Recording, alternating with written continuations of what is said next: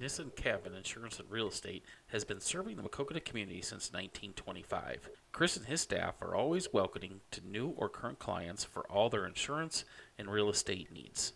Nissan Cabin is located at 111 West Platte Street in Maquoketa, or visit their website at nissancabininsuranceandrealestate.com. Call them at 563-652-5171 to discuss your home buying or selling or insurance needs. Nissan Cabin is a proud sponsor of Maquoketa athletes from youth leagues through high school sports and all of the Maquoketa and surrounding communities.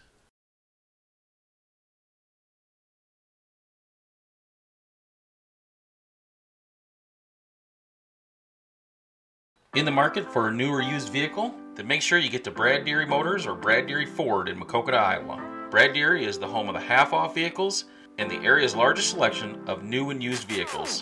Brad Deary Motors is located at 112 North 2nd Street in Maquoketa, and Brad Deary Ford is located at 1178 200th Avenue in Maquoketa. And don't forget about Brad Deary's Collision Center at 709 Muggsy Lane in Maquoketa for all your auto body needs. Visit Brad Deary's website at braddeary.com or follow them on Facebook under Brad Deary Motors. Brad Deary has been a proud supporter of the Maquoketa community and Cardinal Athletics since 1985.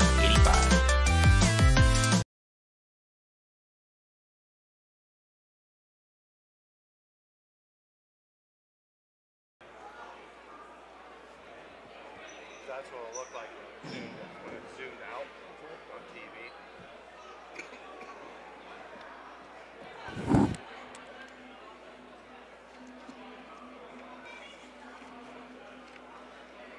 Ladies and gentlemen, good evening and welcome to Maquoketa Cardinal Wrestling.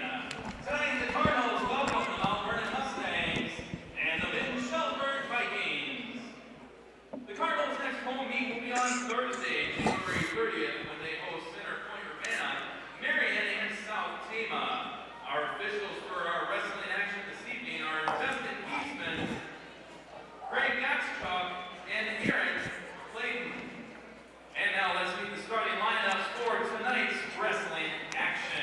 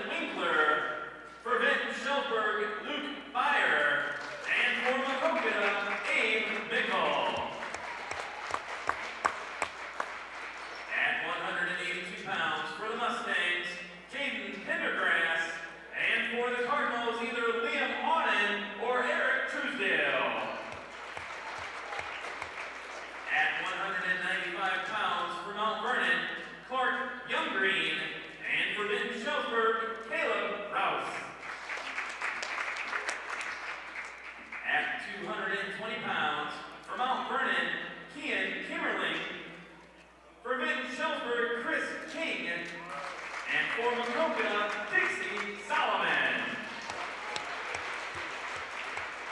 And at 285 pounds, for the Mustangs, Keaton Dennis. And for the Cardinals, Taven Rich.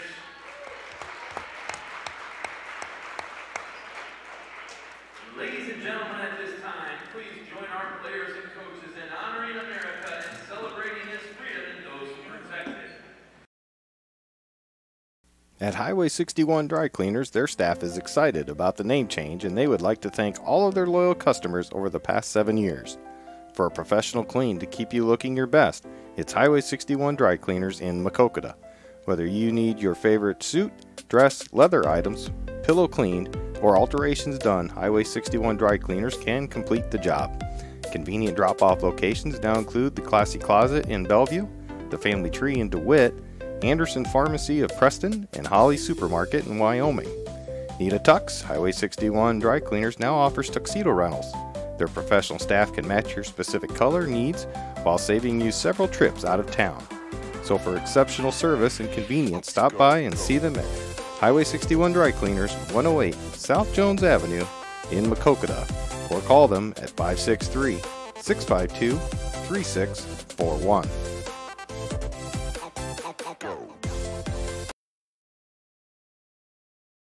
Looking for an eye care professional that is committed to your vision health and is fully involved in the local area? Then C. Bisma Eye and Vision Center is the full-service vision specialist for you. They offer comprehensive exams, contact and lens services, and more importantly, C. Bisma Eye and Vision Center treats infections, removal of foreign bodies, and is able to treat diseases of the eye. They have glasses that meet all budgets and look forward to helping you with your vision needs. Contact them through their website at cbismaeyecare.com or call their office at 563-652-2795 to schedule an appointment and take care of your vision needs at C. Bisma Eye and Vision Center of Maquoketa. C. Bisma Eye and Vision Center is a proud sponsor of MCSN and Maquoketa Cardinal Athletics.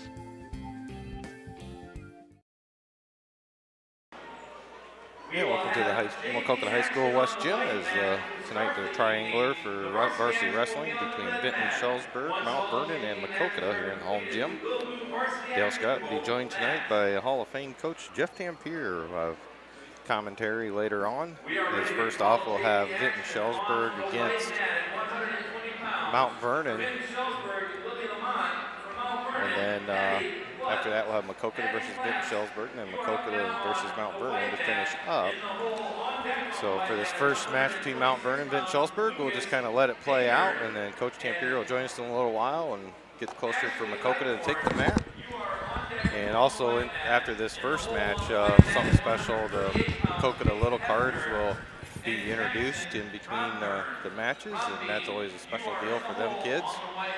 And we'll see what happens here tonight as Maquoketa gets ready in this triangular. They'll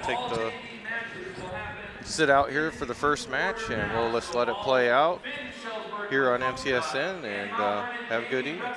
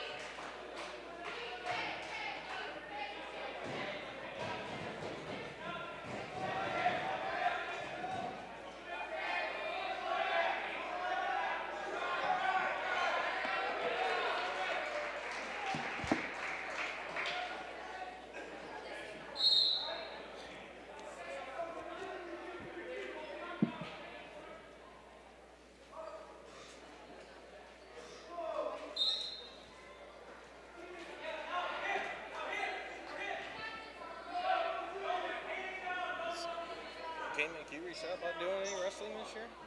I never was going to with anybody. You know, they're not doing any coaches show for any sport. We haven't had Hartman on, but that's because Chad's kind of taken over doing the boys, and I kind of went with the girls. And Deputy comes on during JV games. For a quick synopsis. Who does that? Deputy. Oh. I just have him on during the first half of the JV game, and then we talk a little bit.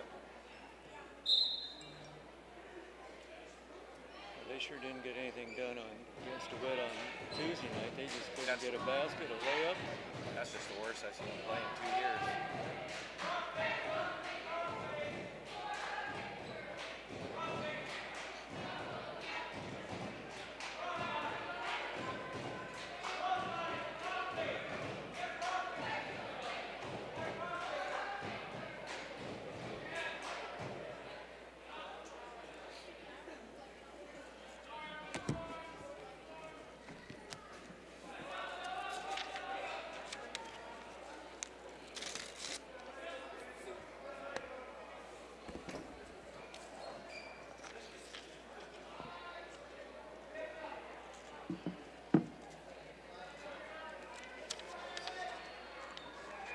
You guys do all the winter stuff then? Most of it. When did you decide to go on your own? Now it's kind of the end of baseball season. It just it's just easier. I was having some issues with compatibility issues with the radio station.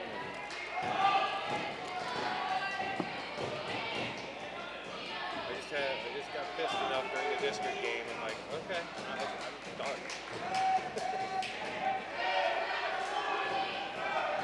Well, the nice thing about it, you're independent. You can do whatever you want to do. And yeah, Chad and I thought about it for a couple weeks after baseball season. I went to Colorado for about 2 weeks. Came back and said, okay, what are we going to do? So let's do it. Right, so we turned it into a company and got tax ID and everything else. So.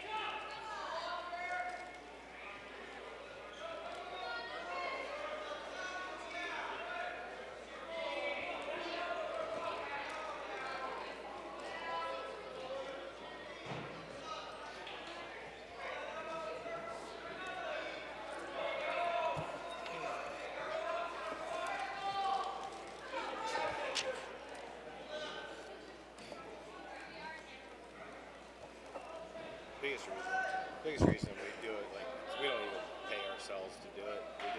We're donating a big chunk of it back to the program, so that's what it is. It's an extra fundraising source too.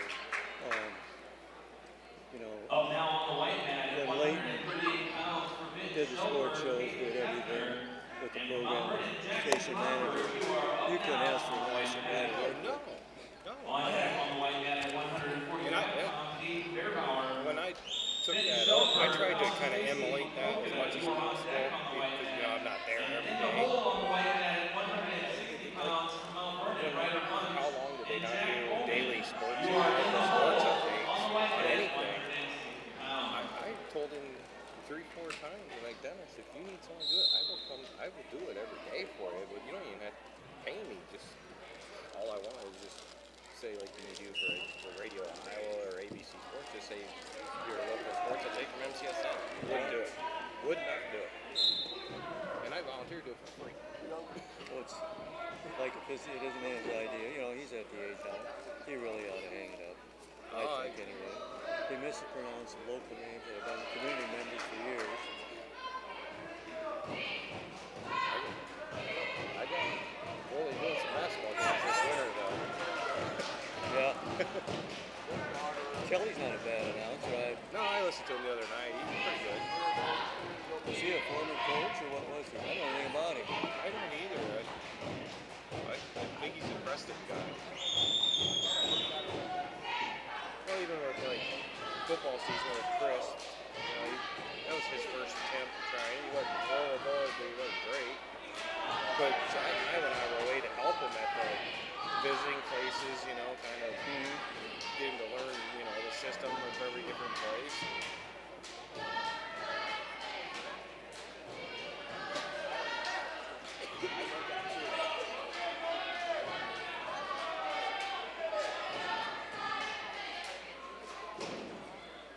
Yeah, it just came down to a point where there was stuff I wanted to do to expand on certain things, and it just wasn't going to happen there. So I was like, I'll do it myself. I thought it's almost like the newspaper. Yeah. You know, Travis, I don't know what he's got against sports, but to me, high school sports is a background for me. Yes. That's where you have what you see most of the people that support the schools. No, great. And I've always said this. I said, you're never going to find somebody like Jack again. No. Don't expect that. But, you know, get somebody half as committed and good and give it the coverage.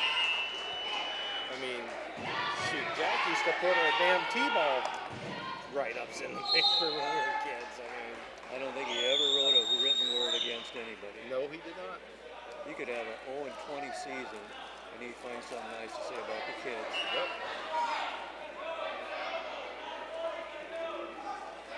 That's, you know, Chad and I felt that a lot of that stuff was lacking, so we were going to try and build this in order to get that coverage, to get that notoriety out there for the kids. Get kids excited about sports again, for God's sake. You got kids that don't go out for sports anymore. Well, you don't see your name in the paper. Yeah? You don't get your picture in the paper. You don't have any athletes that Jack used to feature on the Saturday Com. Yeah. Preview of the season. Yeah, Postseason. when Nick Juice was still there, he used to message me on Twitter about, because he wanted to get the boys games because he paid me. He would ask me about the game. I give him a pretty detailed analysis. And I'm switching out most of the time. My words verbatim showed up in his comments. So he never went to the game. He record you? Well, he just had Twitter and just me texting back to him. I was like, I'm done doing that. At least give me a write-off on that. But I asked him one time, I said, why is there no sports in the Saturday paper? He said, well, we made a decision that we wanted to focus more on academics as well, so we had to cut something. I'm like, what academics are in Saturday's paper? We went to Charles City this summer to see my former neighbor, and her daughter is a big community activist. Yeah. And she said,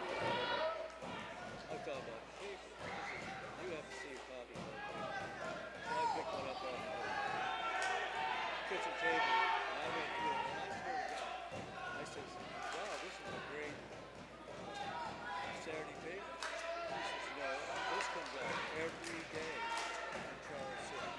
Really? They have at least 2 or 3 pages of sports coverage, you know, and it was probably, when did we go? Oh, it was during baseball season. So they'd have JV in it, they'd have softball, they'd have Your winner on the varsity mat from Mount Vernon by a 6-1 decision, Walker Lawrence. Up now at 145 pounds from Mount Vernon, Tyler We're doing more of the Stein, and freshman for games, Vinton-Shellsburg, Jimmy Hall. sophomore games. You know, not all of them, but we're doing some. So that makes a difference too.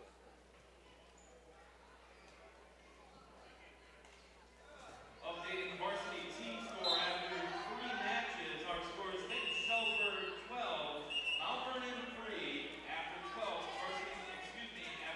varsity matches.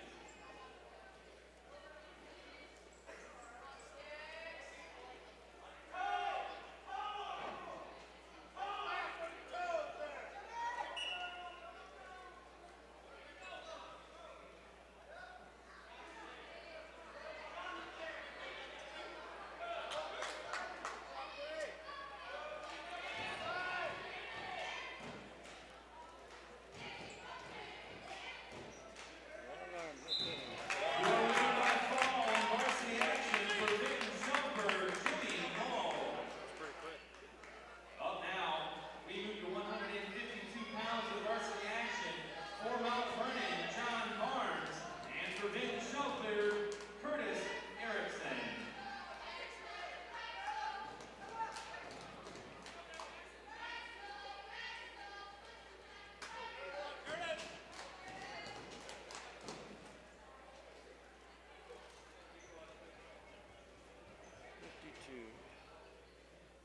Holster.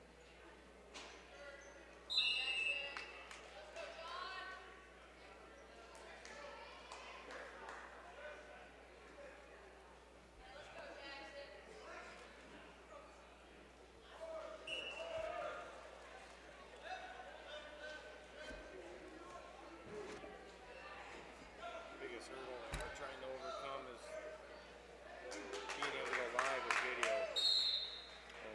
Getting a lot of pushback with that. It's like I didn't even bring it up to Tom today. I was just thinking about it, but then he just emailed me on the booth and said, go ahead and make it go live video. But, yeah, the problem is, you know, the athletic directors all talk about us in their meetings, and Tom tells me that every meeting they have, there's something comes up about us, and we go over there. It's the administrators meeting? I told Chad, I said, you know, it'd be nice to let us sit in on the meeting and at least get our viewpoint. Some people think we make thousands and thousands of dollars doing this and take away people on the stage. And it's a bad thing to get Tom to understand that's not what this is going to do. And I did prove it to him. Last year's basketball season, we did some live games and did not affect attendance at all. People will come if you have a quality team playing. They will not if you don't. You'll get your diehards and your parents. Respect. And he understands. He agrees with me now. I proved it out. And I said it's no different than when radio came in the 50s. So they all worried about the I said we might take three to 5 people away from your gate that they know we're doing it live video, they might stay home. I said, but it helps us because we get more viewers and if we're not live with video, which can increase to more revenue from advertising, and then we can make it better. We can get the equipment to make it a really good production, and at the same time, then we have the funds to be able to give you money back to pay to have the rights to do that game. But you gotta allow us to get to that first.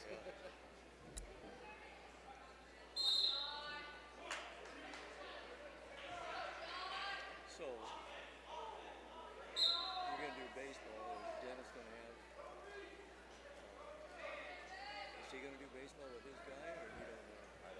out of the loop on it. The only time I find out anything's up on that fairway and I run into Lois, and she likes to fill me in on things sometimes, I think.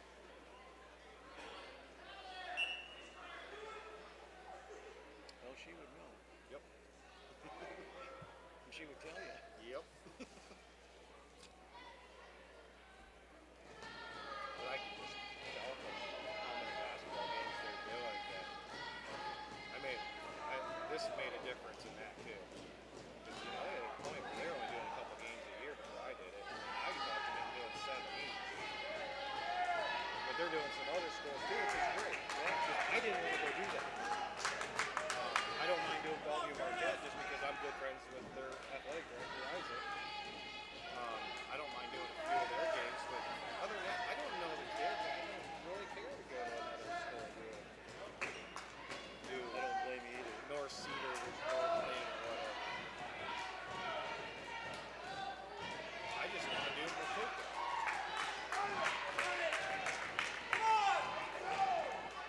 And most other schools still doing radial.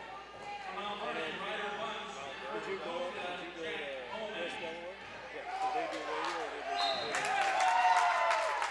The night I went up there to the girls' basketball game, they were not doing radio for the basketball game. They were doing radio for the wrestling meet going on. Now on varsity mat at 160 pounds for Mount Vernon, Trenton Pitlick, and for Vinton-Shellsburg, Caden Kelly.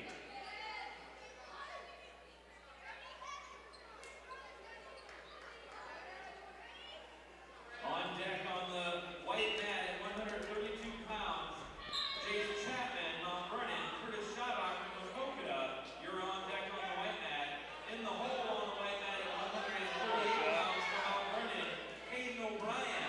And for Maquoketa, Caleb Fleeker. You are in the hole for the white mat.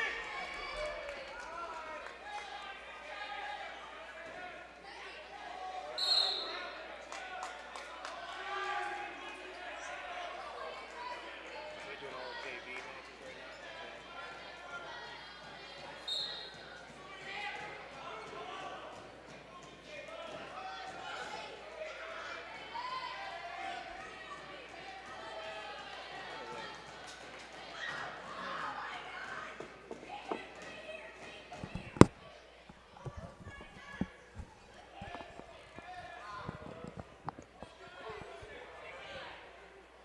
Over here on the white mat, you got Jack Bowman. The JV matches going on for Maquoketa in the red unitard against Mount Vernon.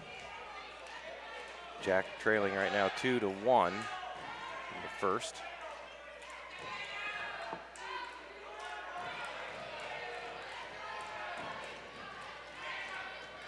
Ladies and gentlemen, may I have your attention, please? If Jace Coleman is in the building, Jace Coleman, please report to the scores table. Jace Coleman, please report to the scores table.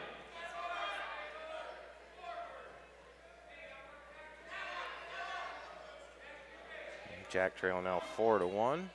Coming up towards the end of the first round.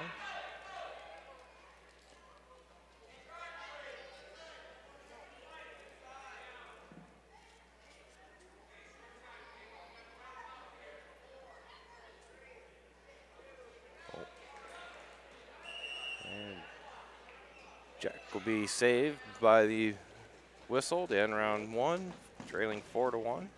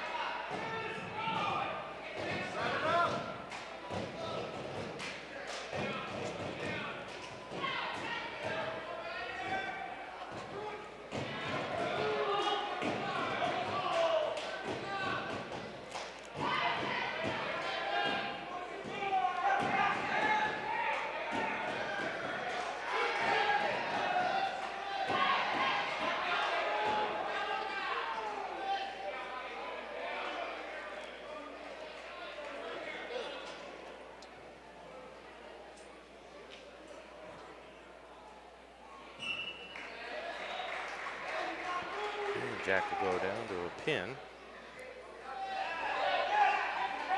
Up now on the white mat, 132 pounds from Mount Vernon, Jace Chapman from Maquoketa, Curtis Schabacher. Curtis Schabacher will wrestle his JV match next. Keep it here on this mat.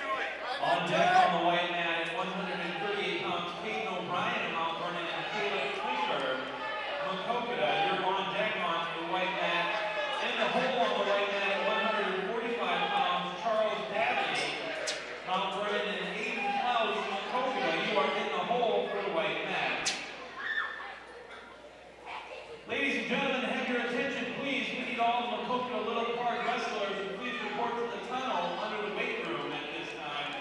We will be introducing the Little Cardinal wrestlers after the Vinton-Shellsburg Mount Vernon varsity duel is complete, so we need all Little Card wrestlers.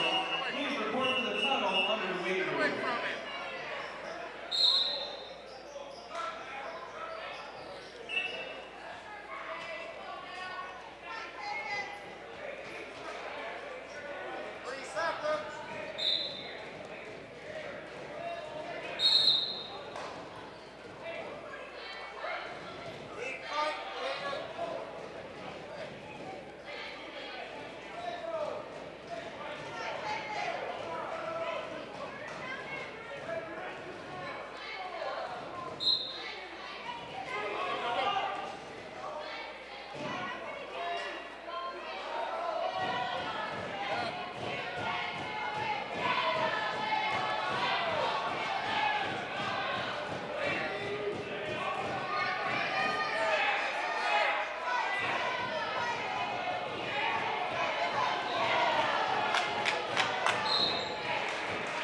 Your winner by fall from Mount Vernon, Trenton Penlick. Up now on the varsity mat at 170 pounds from Mount Vernon, Dylan Winkler, and from Vinton-Shellsburg, Luke Fire.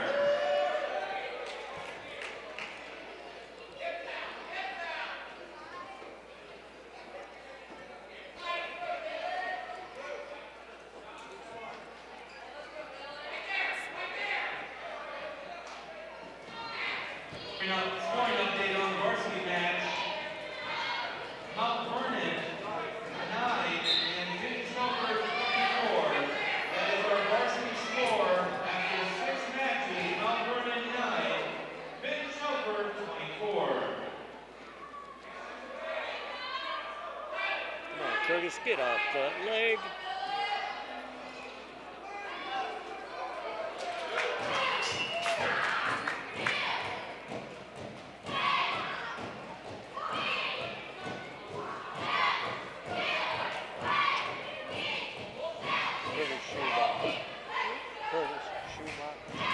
Schubacher, he's the only freshman out. Schubacher will take a 4-0 lead into the third round.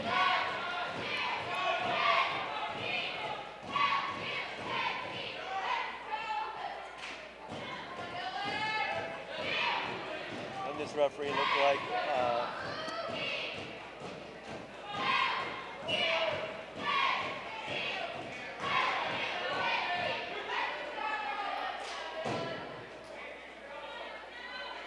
just had his birthday. Just had his birthday. I can't think of it. The heavyweight from Maquoketa a couple years ago.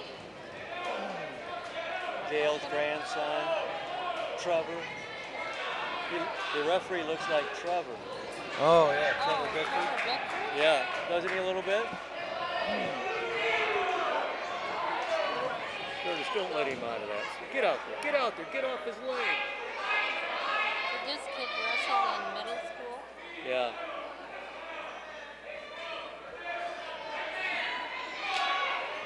There you go. Schubacher with a pin.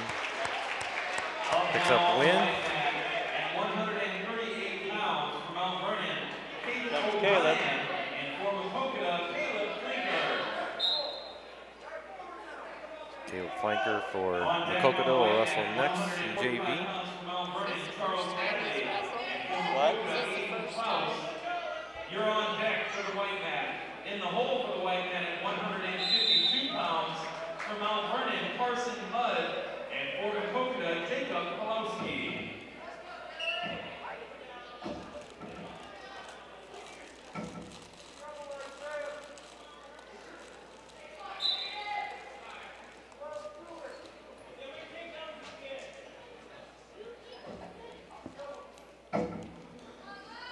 Kevin here?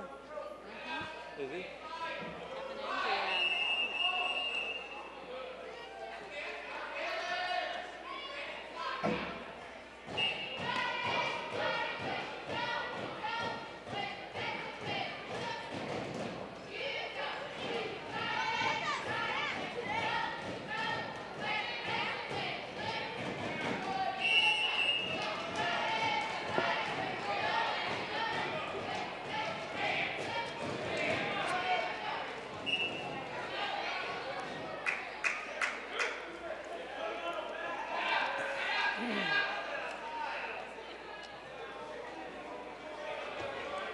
That's it.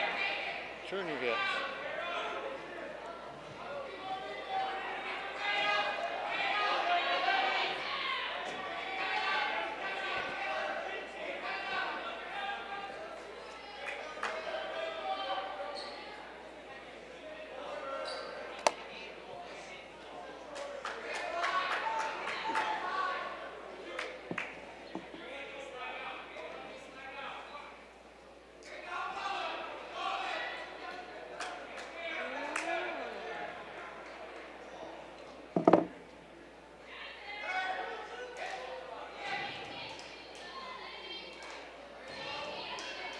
Caleb's strong enough. Caleb is strong enough.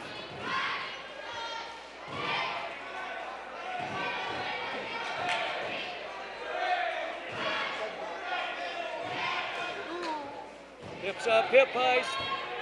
Hip heist.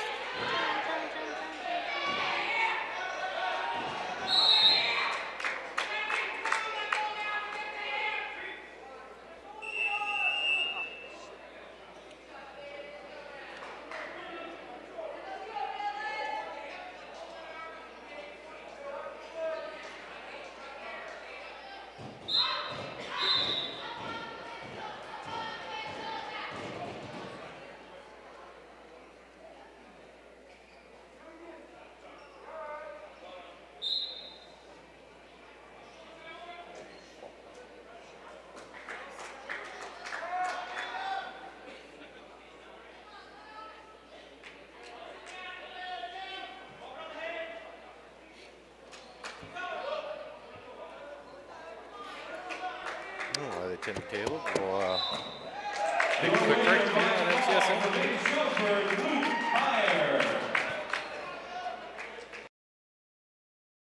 Bluff Lake Catfish Farm has been a Jackson County treasure for more than 50 years, serving up all-you-can-eat specials Friday through Sunday in an out-of-the-way hidden gem located 5 minutes from Maquoketa Cave State Park. Friday is an 18-ounce prime rib or all-you-can-eat catfish. Saturday's all-you-can-eat haddock, and Sunday all the shrimp and fried chicken you can handle. Open Friday 4 p.m. to 10 p.m., Saturday 3 p.m. to 9 p.m., and Sunday 11 a.m. to 8 p.m. They are closed Monday through Thursday and the entire month of December. Bluff Lake Catfish Farm will give you an experience that will have you telling stories about for years to come. Don't forget to feed the ducks and the fish and check out the gift shop and the awesome waterfall, all at Bluff Lake Catfish Farm, 9301 95th Avenue in Maquoketa. Back live here. Caleb Flanker wrestling here at JV. Trailing 5-0 here in the second round. Coming up shortly, we'll have Maquoketa Cardinal Little Cards get introduced. And they'll have Maquoketa versus Vinton-Shellsburg Varsity. With Hall of Famer Coach Jeff Tampier on the mic. Come up, come up.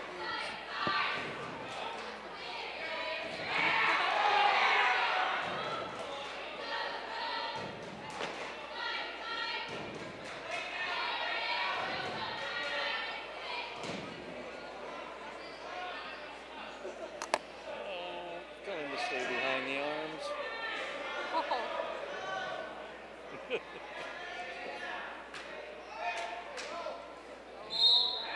Hip up. Hips up.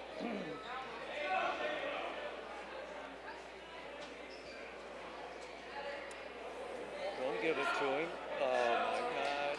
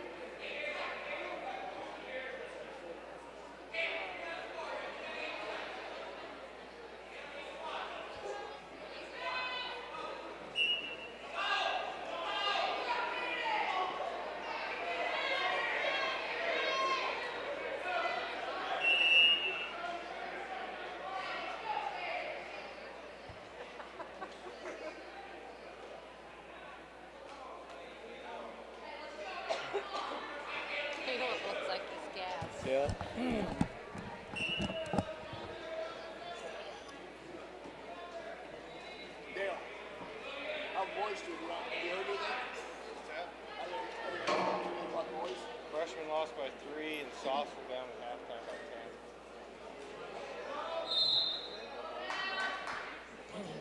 So, it's supposed to be tomorrow. The weather, they moved it up to today. And I would imagine they wouldn't be able to save the girls with this.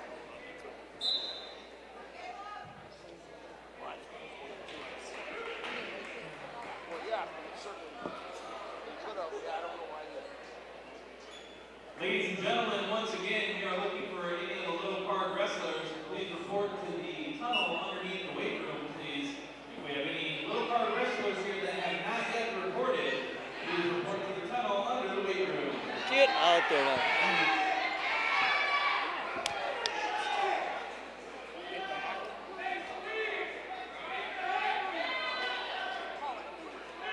There you go.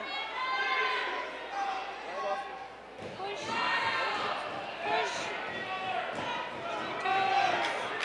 Toes. Those guys did such a poor job of coaching. They do such a poor job of coaching, you know. Head up!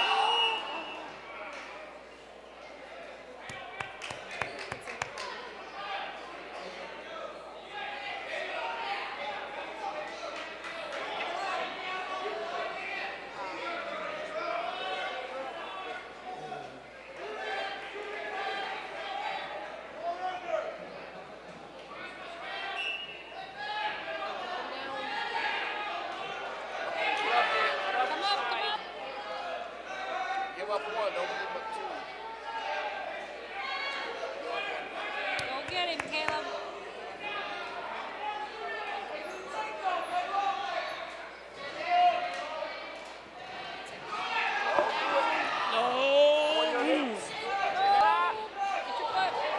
Head up!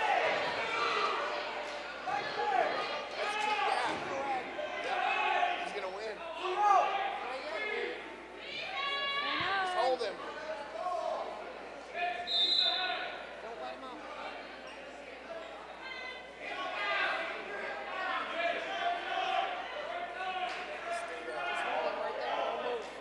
Hang on, stay right there. Up now on the white mat at 145 pounds from Mount Vernon, Charles Natalie, and from Maquoketa, Aiden Klaus. You are up now on the white mat. Charles Natalie, Aiden Klaus up now at 145 pounds. On deck on the white mat at 152 pounds, Good thing he's strong. Carson Mudd, Mount Good Vernon. thing he's strong. Jacob Pulowski, Maquoketa, you are on deck on the white mat. And in the hole on the white mat at 285 pounds, Tristan Lashley, Mount Vernon, and Will Case, Maquoketa, you are in the hole for the white mat. This? This is Klaus. Pulowski? Klaus. Oh, Klaus. Another first-year kid. Klaus? Klaus. He's not even on the list. What? He's not even on the list.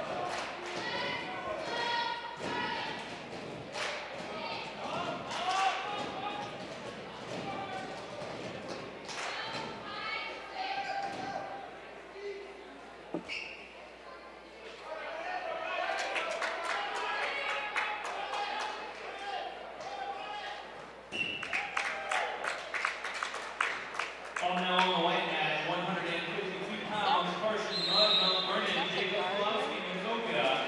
You are up now on the white mat at 152 Standing there pounds. by Caleb. Your winner on the varsity mat by major decision On the black sweatshirt, yeah. Mount Vernon, Clark Young Green. Big. Up now, 220 pounds. For Mount Vernon, Ken Kimmerly. And for Vinton-Shellsburg, Carson King.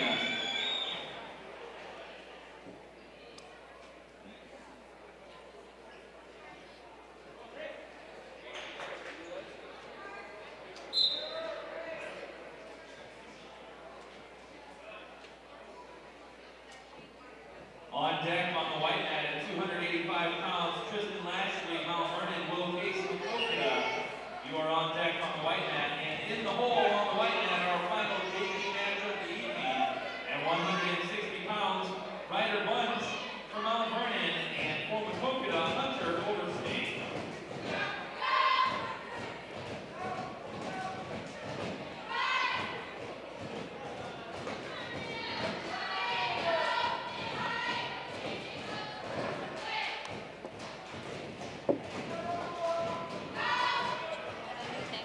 No, I got water. Thanks, Jerry.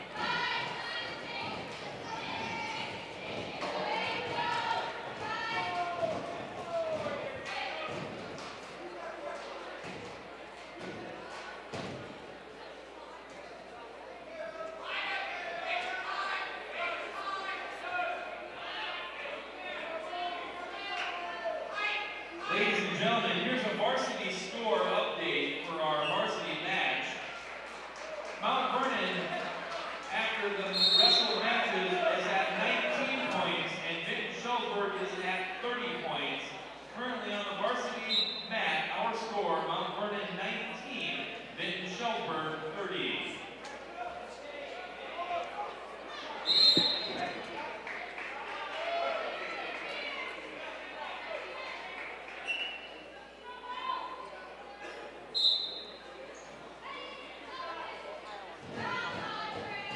On deck on the white mat at 160 pounds for Mount Vernon, Ryder Bunch, and for Maquoketa, Hunter Overstate. Up now, excuse me, on deck on the white mat. Your leader by the call on varsity action for Vinton-Shellsburg, Chris King.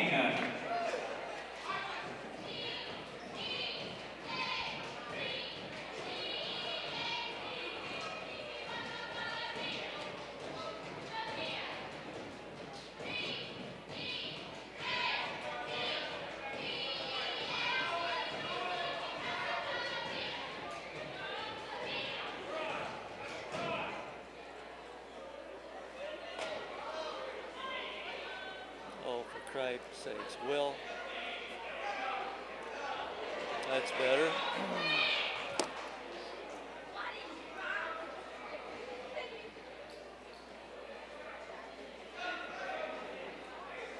Good job, Will. Will Case with the pin. Up now on the white mat at 160 pounds for Mount Vernon, Ryder Bunch, and for Maquoketa, Hunter Overstate.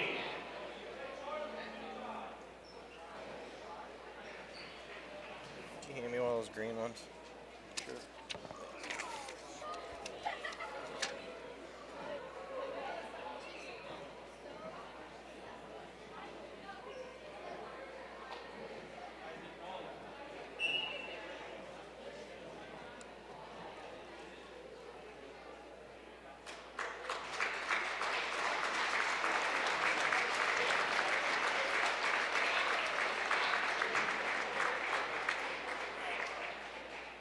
Up now at Overstate 285 now on pounds the for mat, Mount Vernon, JV Keaton match. Dennis. Keaton Dennis will receive a forfeit at 285 pounds. Up now at 106 pounds for Mount Vernon, Arnie Galvin. And Arnie Galvin will receive a forfeit at 106 pounds. At 113 pounds for Mount Vernon, Henry Ryan. And he will receive a forfeit at 113 pounds.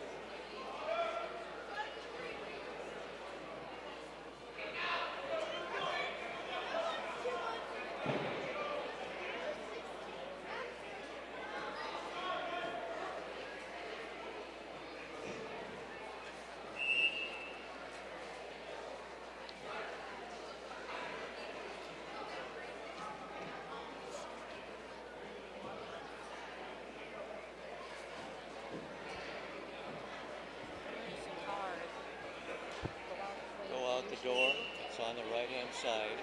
I will tell you this. I did try not to park in the snow, but before you get to the car, there's some ice there. On the driver's side. I backed it in. There's a white shed, and right next to the white shed.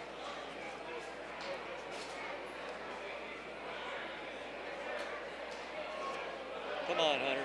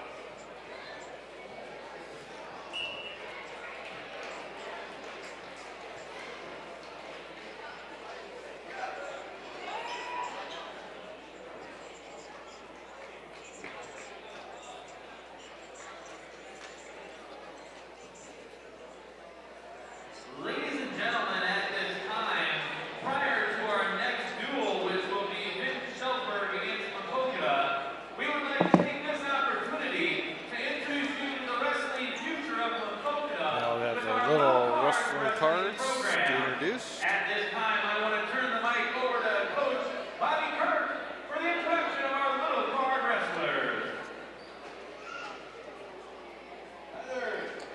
First, we got Ellie Aaron.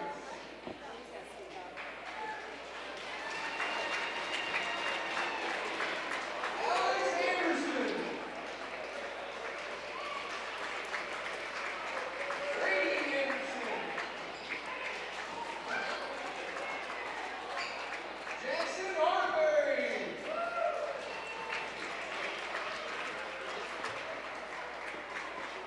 Calvin Vesey.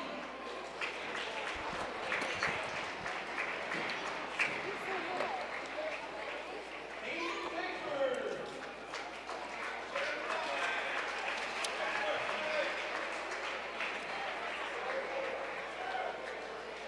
Hunter the Bull Pickford. Jasper Connie.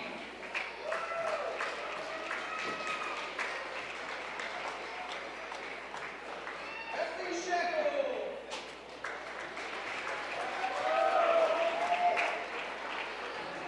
Hunter Cook. What? Bentley just came out. You know, Danny Bentley. Cook. The one you always complain about? Tegan Gelman.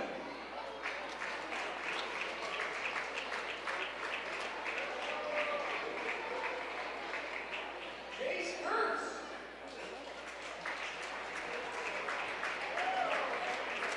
Becky Green. See the other two clowns over there with their shirts on? He's got it. Terry, have it? I need a favor. I'm gonna ride home tonight. You guys doing something else? I knew that. Yep. Sure, Not man. telling you what time. Okay. Check my finances first.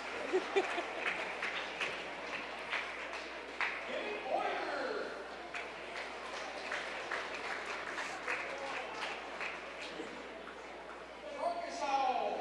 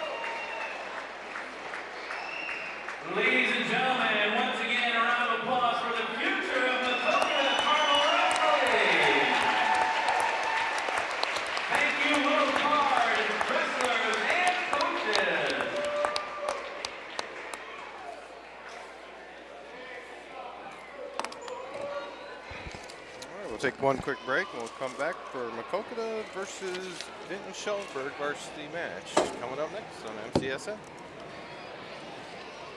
Looking for an eye care professional that is committed to your vision health and is fully involved in the local area?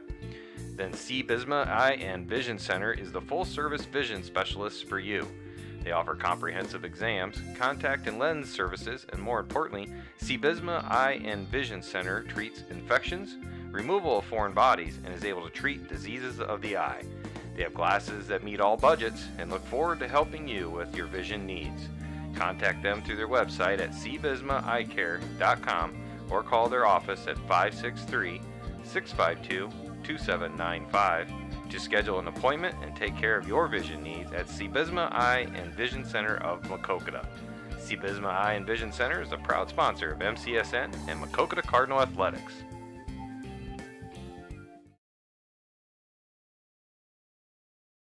Timber Lanes is more than just a bowling alley. It is Maquoketa's gathering place, offering a full menu of food options to try. Timber Lanes has many activities to choose from with pool table, softball, beach volleyball, and of course, bowling for all ages. So next time you're deciding what to have for your next meal, come on down to Timber Lanes. They have something for everyone.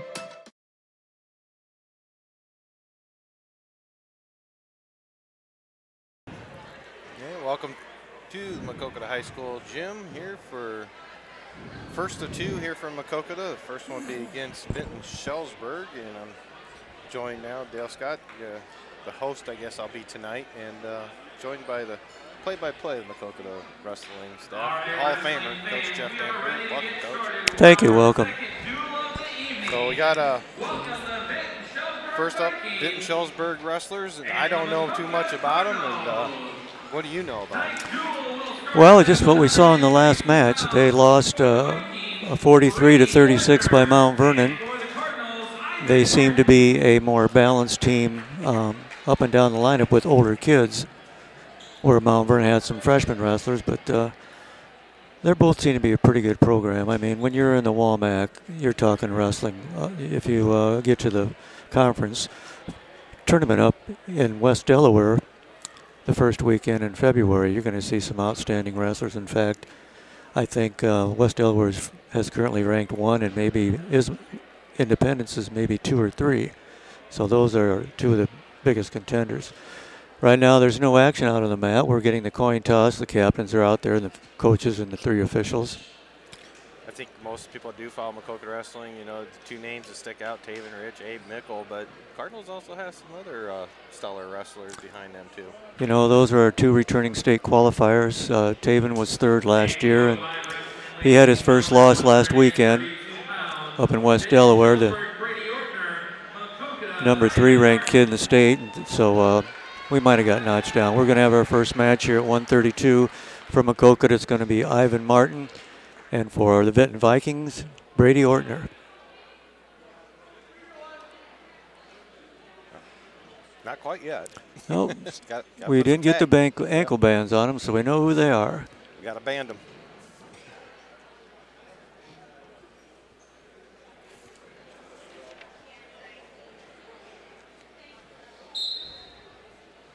Ivan's a sophomore from Maquoketa. We do not have the grades. Vinton wrestler just shot in on a double. He changed off to a single, but we got a good sprawl situation for Ivan.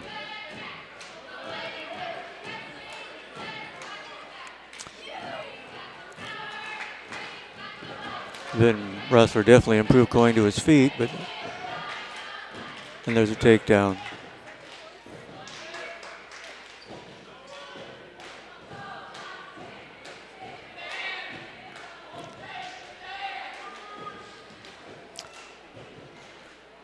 Vinton wrestler's looking for a nice cheap tilt. He's got his near arm down by his legs and prying on the other elbow.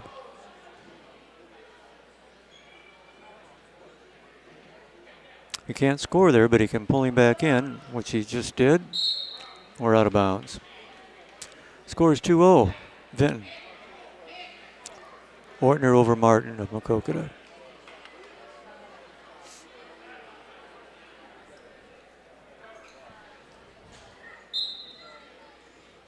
Martin does a stand-up and gets away for 1. Shot by Ortner and on a double again.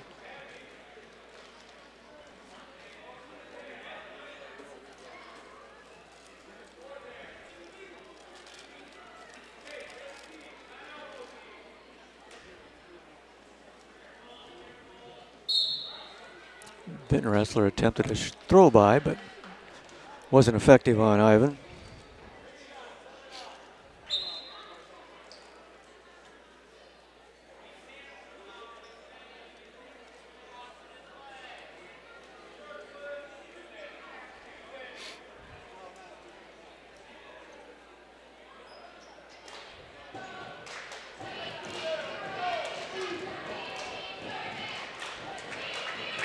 Another nice throw by for the Vinton wrestler for another takedown. Looks like he's trying an armbar for a pinning combination.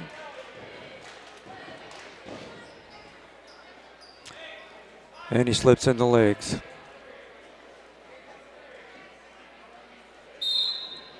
And that's going to end period one. Score Vinton-Shellsburg 4, Maquoketa 1.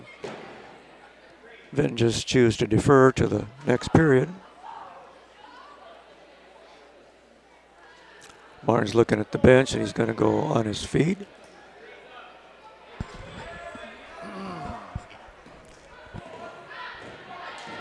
Well, we're going to start our second period. Score 4-1.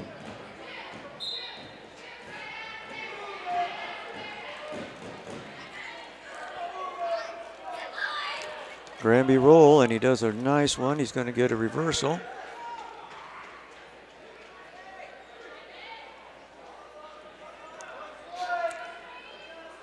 Referee's counting. Ortner just slipped out of that, and now he's up in the headlock.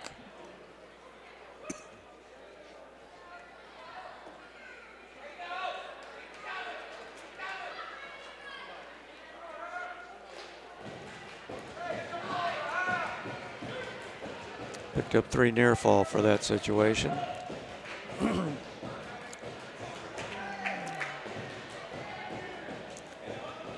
Ortner goes right into another pinning combination.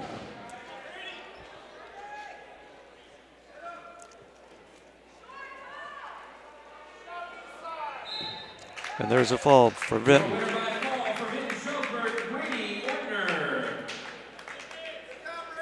Up now at 138 pounds for Vinton-Shellsburg, Bryce Radicke, and for Maquoketa, Dane Durka.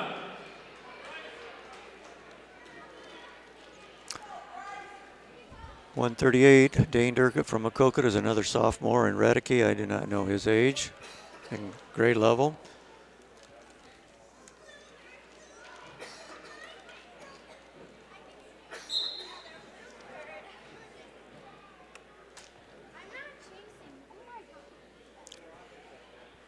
Both wrestling trying to get their tie.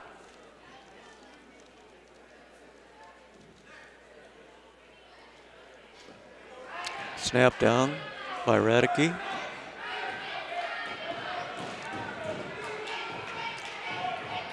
So far, Durkup has got that countered.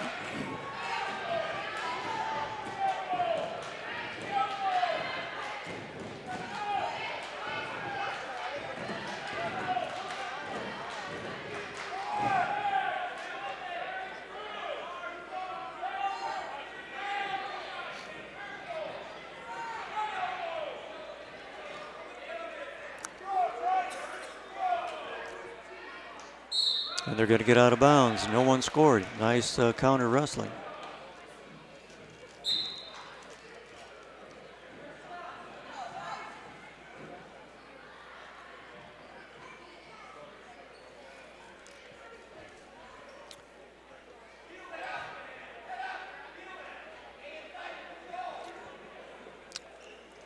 Wrestlers continue to do a head and collar tie, both athletes.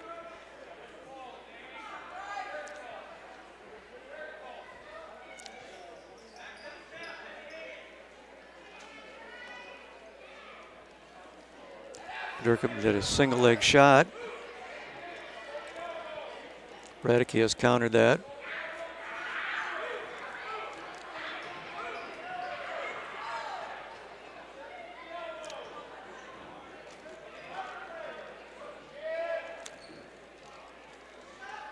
And both wrestlers backed out of that situation.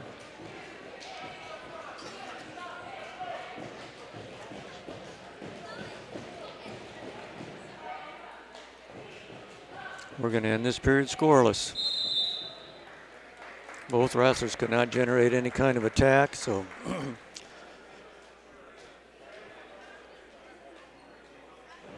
Maquoketa deferred, so the Vinton wrestler will take down. Start of the second period.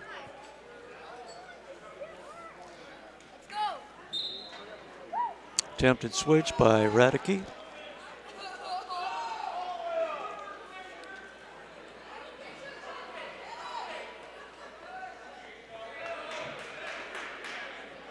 Durkup working the far ankle breakdown.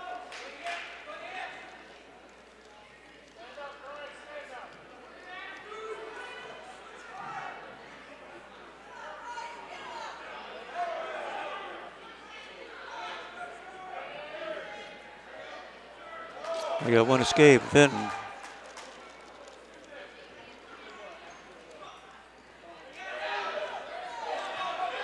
Nice snap down at 10. And he scores with it.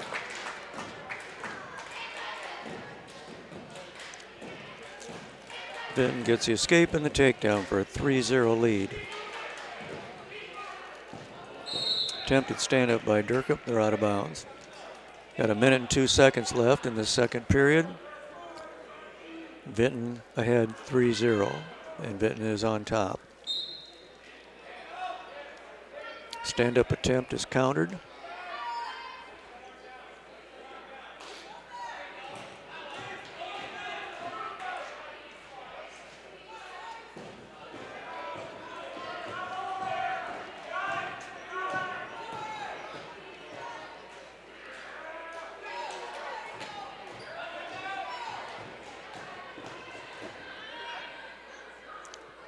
Vinton wrestlers riding very tough on top, keeping Durkup's hips to the mat.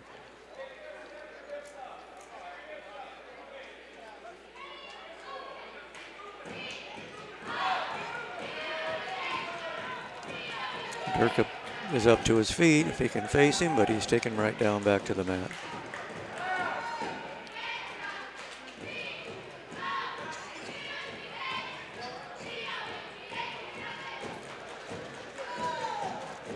The Vinton guy just ready to finish this period out. Score remains 3-0, and it will be Maquoketa's choice, and he's going to choose down for our last period. It's a 138-pound match.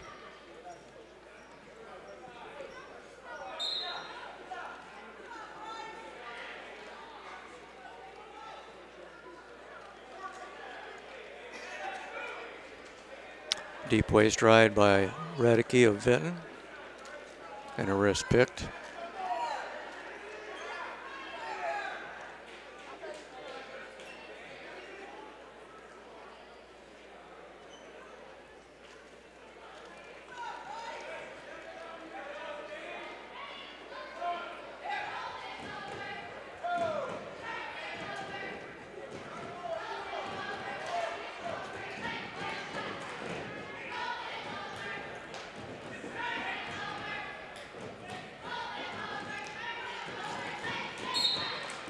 Well, we got a stalemate call by the official. I think sooner or later he's going to have to ding somebody for stalling. Neither wrestler was trying to improve their position too much.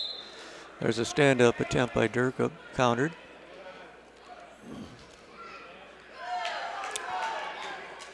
Right back where he left off. Yeah, right back into a half Nelson. At least Durkup got his head pulled away. He still hasn't got to his base yet.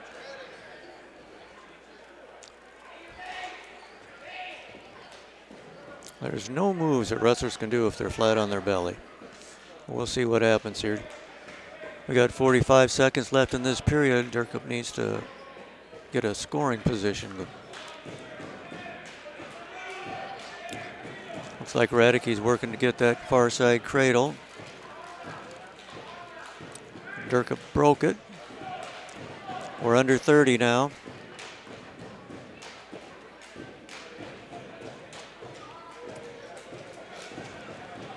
There's our first warning. Stalling on Durkup of Maquoketa. Out of bounds with 14 seconds left.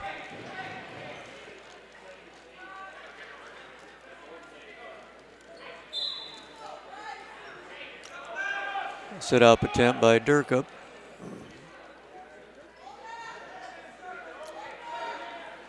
They're going to be in a suck back position. He's going to get the count, and the time is up. He gets 3, so the final is 6-0 at 138. Decision for Vinton-Shellsburg, Bryce Redicky. Up now at 145 pounds for Vinton-Shellsburg, Jimmy Hall. And for the Cardinals, Gabe Gardner.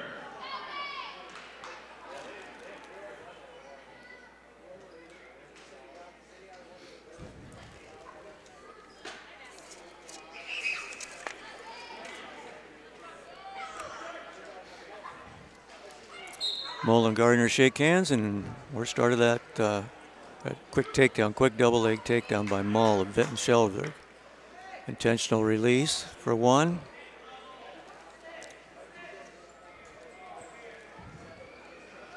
Single leg attempt comes up to a bear hug into a near side cradle. Really a tight move. Nicely done by Mole of Vinton.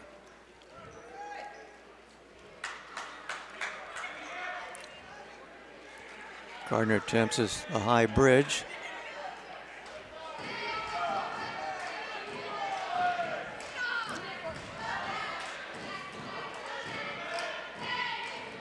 Now he's got it locked in even further, and there's the fall. Your winner by fall for Vinton-Shellsburg, Jimmy Hall. We now move to 152 pounds for Vinton-Shellsburg, Curtis Erickson. And for the Cardinals, Caden Ostern.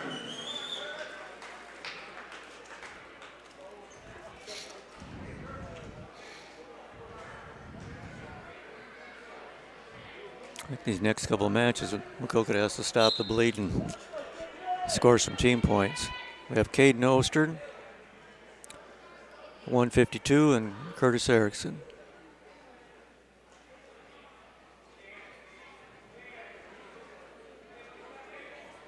A lot of hand fighting by both wrestlers trying to get in position.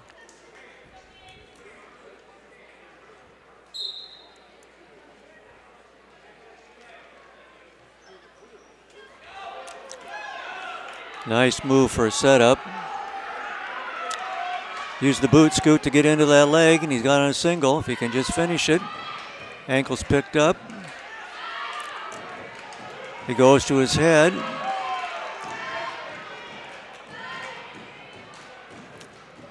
think the official wants him there. He gets his leg released. Ostern ahead 2-0 on that nice takedown.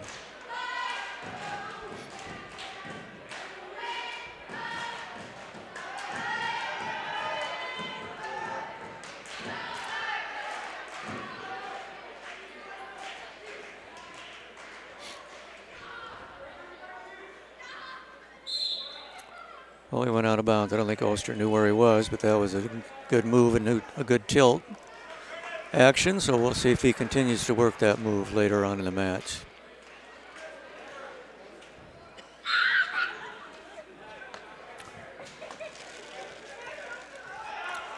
Now he's trying a quarter Nelson. He's got to bring the opponent's head to the mat. Ankle's cooked.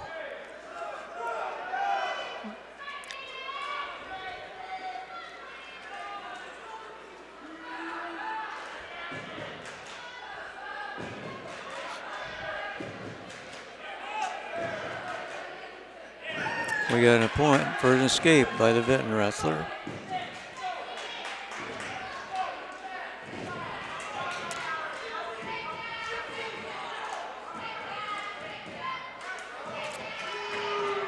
Single leg attempt by Erickson with 5 seconds left, and he scores a takedown to take the lead, 3-2.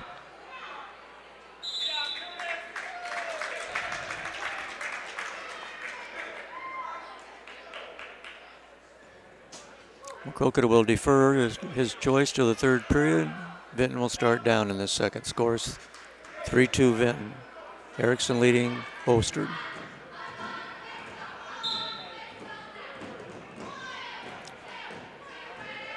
Stand up with a breakdown.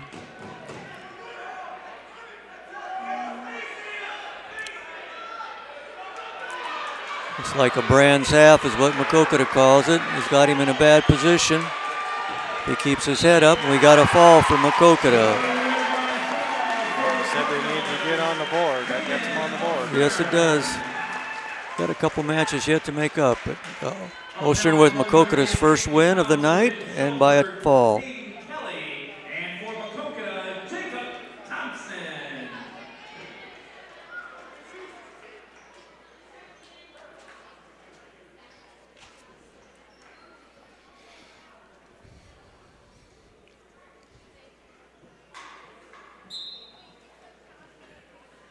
Really? You can wrestle in shorts?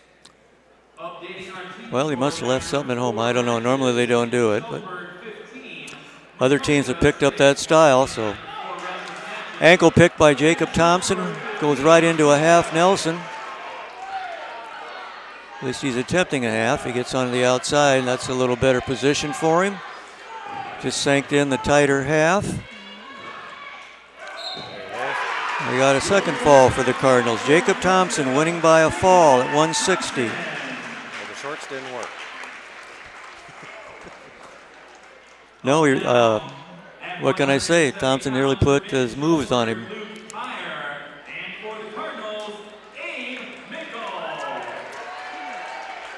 Abe Mickle, our 170-pounder, I believe, has not been beat this year,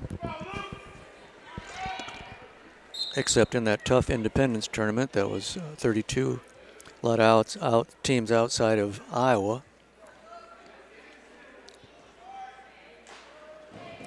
Underhook position by Abe Mickle.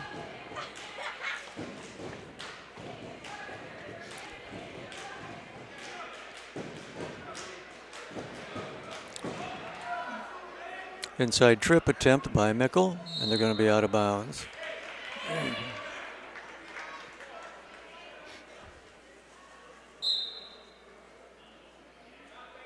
Both wrestlers are pretty aggressive on their similar styles.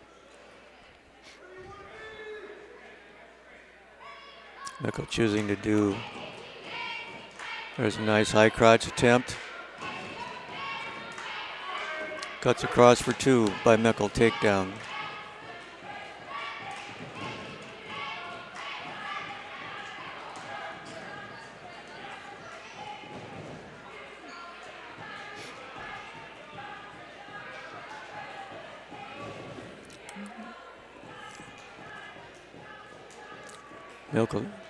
Mickle turks that lower leg, now he released it.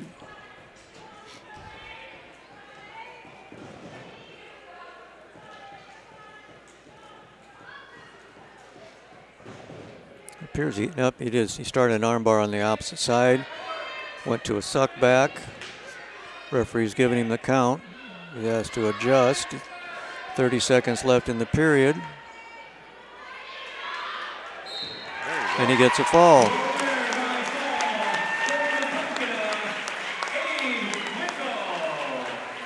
Three in a row. We'll see if the Cardinals can keep it going.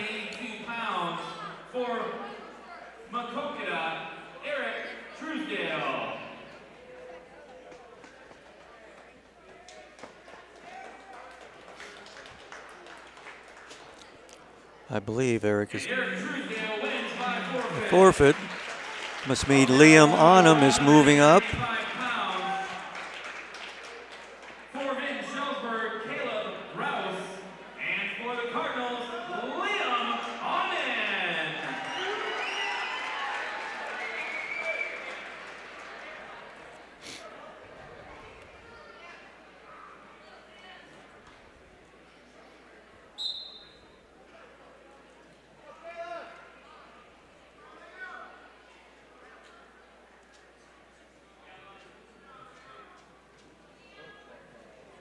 Shot by Liam Onan. Now they're both in an over and under. Ankle attempt. Throw by, and 2 points for the reversal for Onham.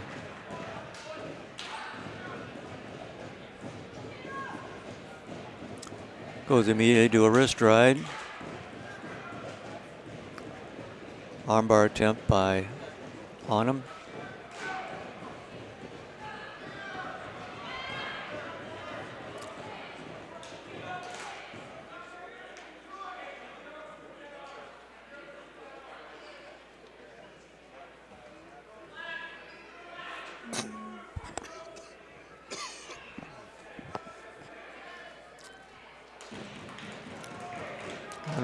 really worked that arm bar. He couldn't get him turned.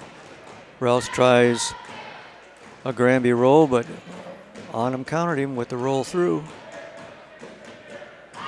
And they're going to go out of bounds.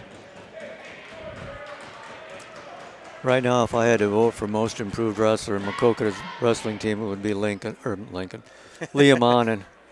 Oh, I'm sure Lincoln appreciates it. Yeah.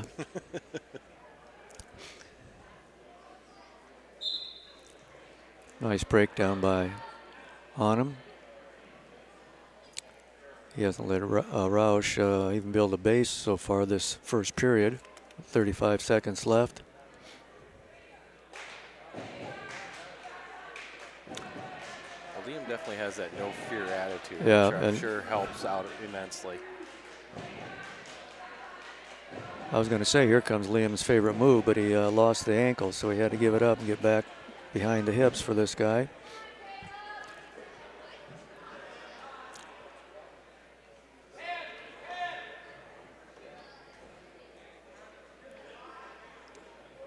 Well, Caleb Rouse from Vinton-Shellsburg has countered every one of Onum's moves so far. At the end of that first period, we have a 2-0 score. Maquoketa's ahead, and he's going to defer. Rouse is looking over to the bench, see what his coach. The coach says take up. So we're going to wrestle second period on our feet. Scores 2-0.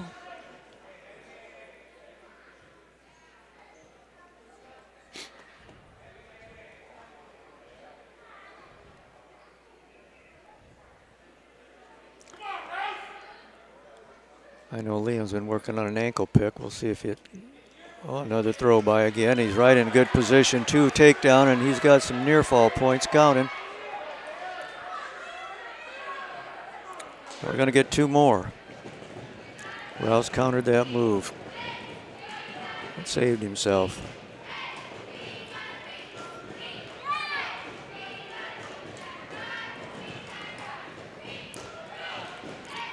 It's like there's either a near side cradle attempt.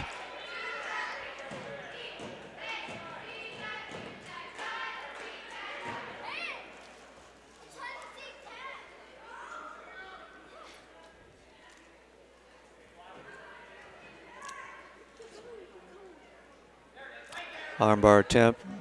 Liam just slipped it in.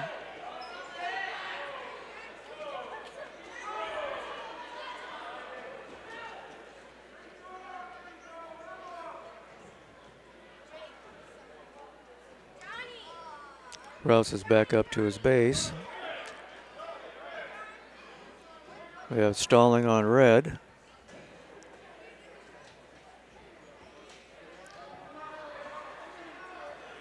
A warning, that is. We got an armbar working this time with Liam.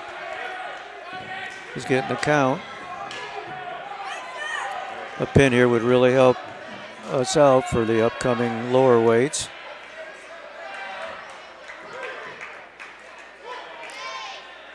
Three near fall and 1 escape. Shot by Roush. Liam countered it. 9-1 score going into this third period. Onum is taking in the down position, our final period.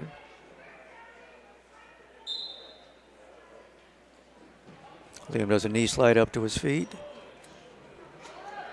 Re-takedown by Rouse.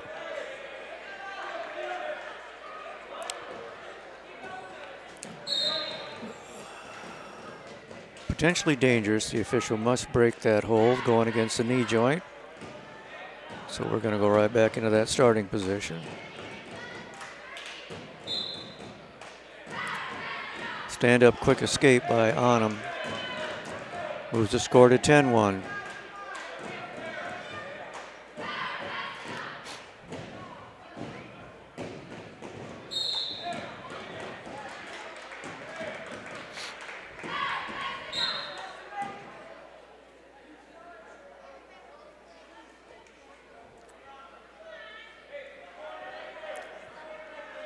Kind of a fake shot.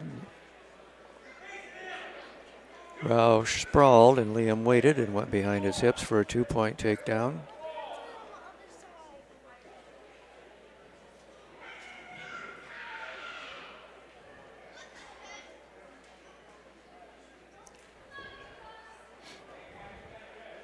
Liam has a much better feel of positioning on the mat and on his feet this year as opposed to last year. Of course, I believe last year was his first year of wrestling, so he's made quite a jump in his skill level. I'm sure Coach Feller would like to see a fall here. Armbar attempt again. That's where he scored his last points. 1 point stalling call. That's the first one.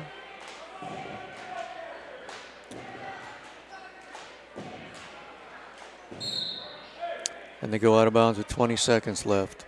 Onum leading 13-1.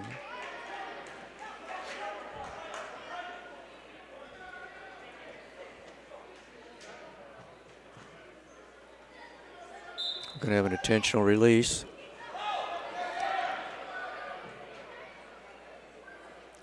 He's got to let him up, and now he's got 1 point.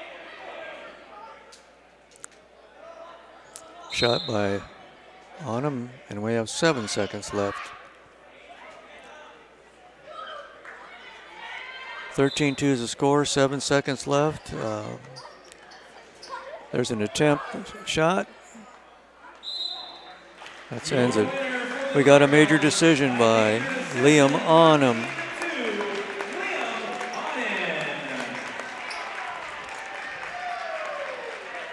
We now move to 220 pounds for Vinton-Shellsburg, Chris King, and for the Cardinals, Dixie Solomon. Dixie's been our heavyweight JV wrestler for this season and last, and he's getting his first shot as a varsity wrestler in the lineup.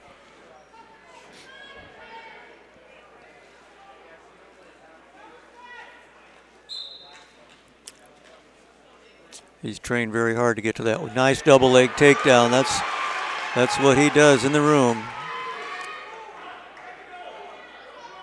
He showed his power. I hear he's a very strong. He's just a bull. And he's tough on top. As you can see, he's going right for that half Nelson. He's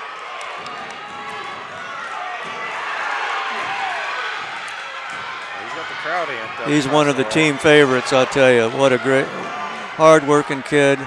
Now he's getting out of position. King is going to get an escape on him. We'll see if Dixie goes after him again.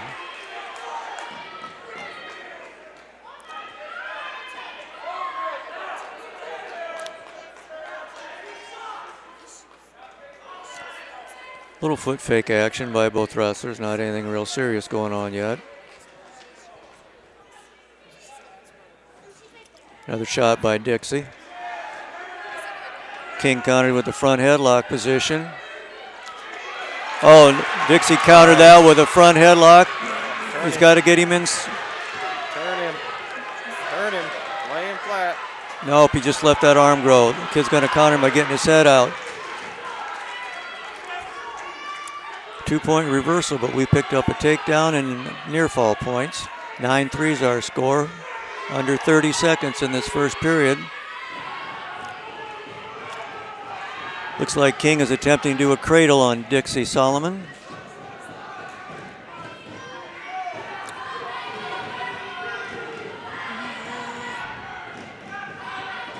We're getting short time. I hope he can keep his belly down to the mat. He broke his grip.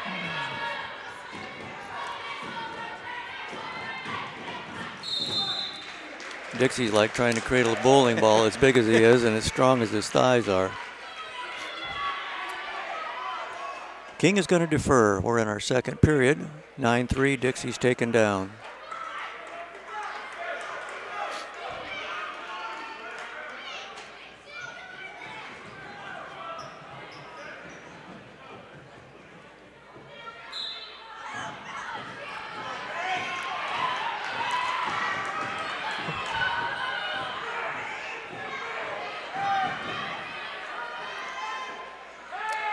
Dixie's on his stomach. He needs to get up. Looks like King is getting working to get a half Nelson and a near wrist picked. Here comes another crossface. I'm surprised that official doesn't kind of slow that down. That's getting to be unsportsmanlike conduct.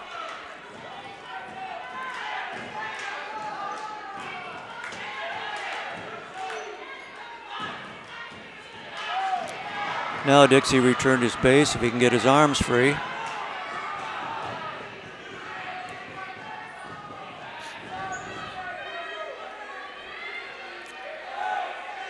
King is trying a near side cradle. He's got his head locked.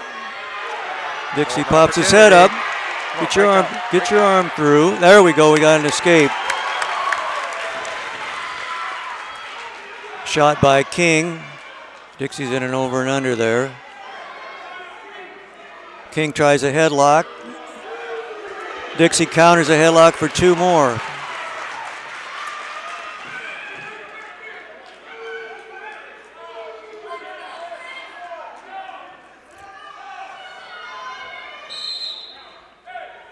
Out of bounds, 34 seconds left in this second period. A wild one.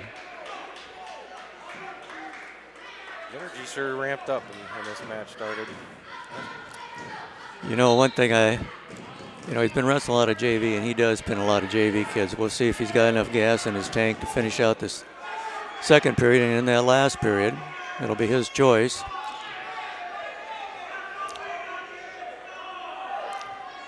Well, King does a stand-up attempt, and he's going to score. He goes right into a high crotch. Dixie's got to get his legs back. Here comes that headlock attempt. Both up with 3 seconds left.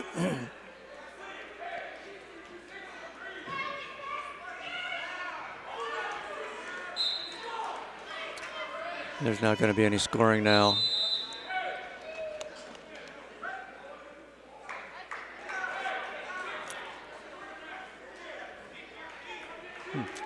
I guess I misread that.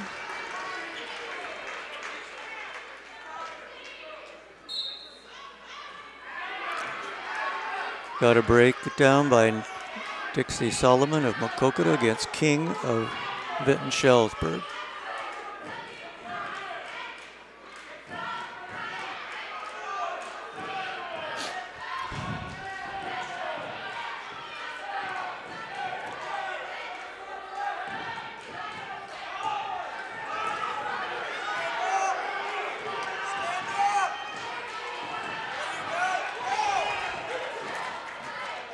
Another escape by King. 12-5 is your score.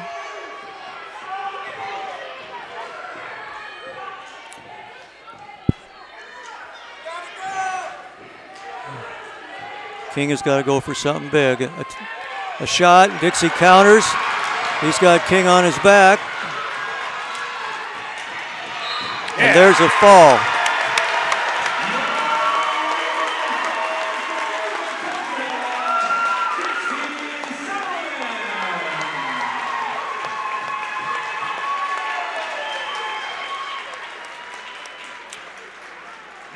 Well, there's a change of event. I'm sure they're going to forfeit to Taven. I did not see him wrestle a heavyweight against Mount Vernon. So after 3 quick losses with Vinton-Shellsburg wins, Maquoketa has come out strong.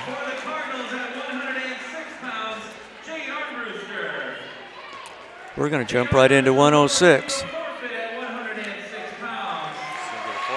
She'll get a forfeit. I think there'll be a double forfeit at 113.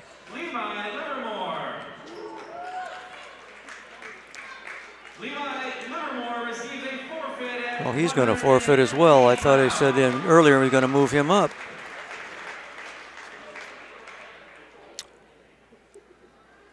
And I believe they're the 26-pounder.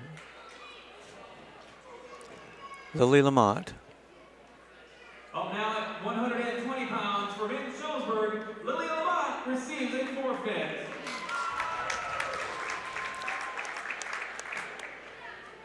And that concludes our match. We have one more. One more, Bob. 126 pounds for Vinton-Shellsburg, Damon Swinson. And Damon will receive a forfeit at 126 pounds.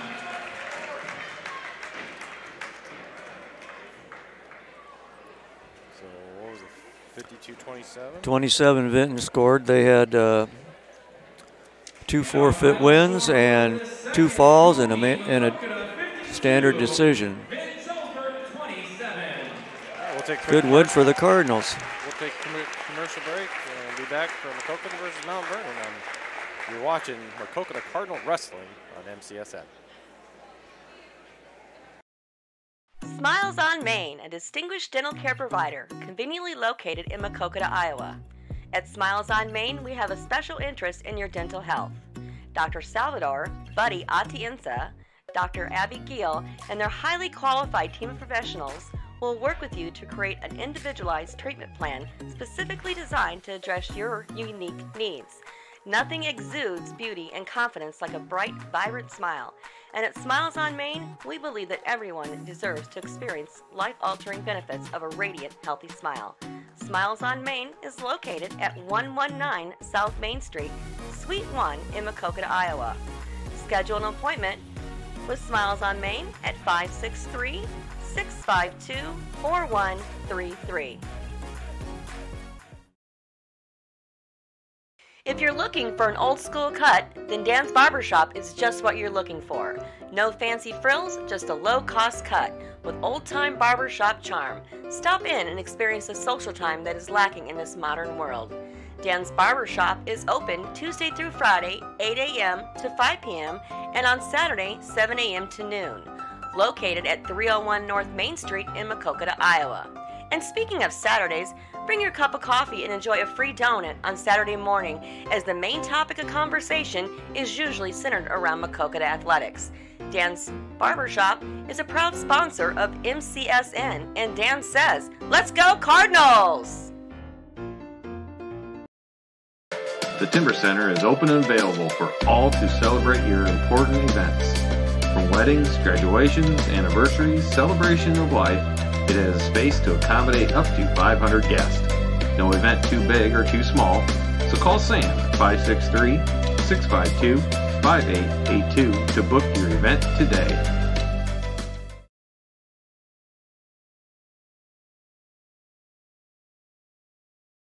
In the market for a new or used vehicle? Then make sure you get to Brad Deary Motors or Brad Deary Ford in Maquoketa, Iowa. Brad Deary is the home of the half-off vehicles and the area's largest selection of new and used vehicles.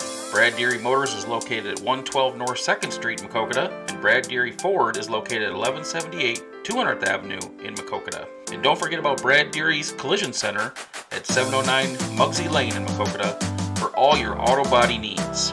Visit Brad Deary's website at braddeary.com or follow them on Facebook under Brad Deary Motors. Brad Deary has been a proud supporter of the Maquoketa community and Cardinal athletics since 1985.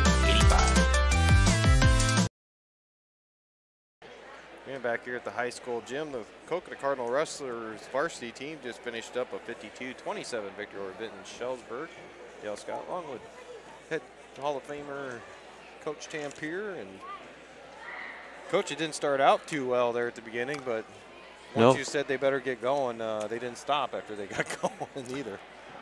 Yeah, the Vinton-Shellsburg jumped out with 2 falls and a regular decision, and they didn't get another scoring opportunity until the very end, where Maquoketa had to forfeit a couple open weights. So, yeah, they looked tough. They looked, Maquoketa, I must say, that's about as most aggressive I've seen them wrestle this year in any of their meets. And this could be a good match with Mount Vernon. You know, Mount Vernon, they opened up their scoring 43-36, and I know people start comparing scores, but you know, a lot of it is your matchups at every weight. You know, we'll see when they get started. Intermission here between the duel before Maquoketa and Mount Vernon start. For time constraint issues, we will have a little bit of a break. Not real long, but if you are wanting to get something from the concession stand, they will be closing in about 15 minutes. So now would be a good time to run out. So last call at the concession stand. Pretty close. Sounds like it. You know, our kids got to have a 45-minute break, so I'm not quite sure what weight we're starting on this meet, but. All right, we started at what, 130? 32 last time. I think it's a little bit higher up. Yeah, 160 maybe. That could be. I know he said at the very beginning tonight, but I didn't pay that much attention to that. Normally I'd write it down, but I didn't. I didn't get it for Mount Vernon. I caught it for Vinton, but not Mount Vernon. But you know what we know about Mount Vernon? They've got some pinners on our team, so we'll see what they come up with against the Cardinals. I believe they might have wrestled all their JV matches already. Yeah, I think they burned through all of them really quickly earlier. You know, Mount Vernon has a fairly large squad. They're, I'd say they got more numbers than we do this year. They've got a very veteran coaching staff. In fact, Coach Light was coaching Mount Vernon when I was still coaching wrestling, and his assistant coach is Aaron Truitt. He was a former head coach, so you got two pretty good coaching minds over there.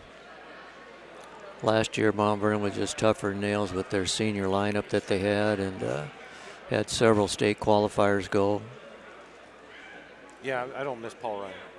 No, I don't think anybody does. In the any Walmart sport. That kid destroyed us in every sport we played. He was by far their best athlete.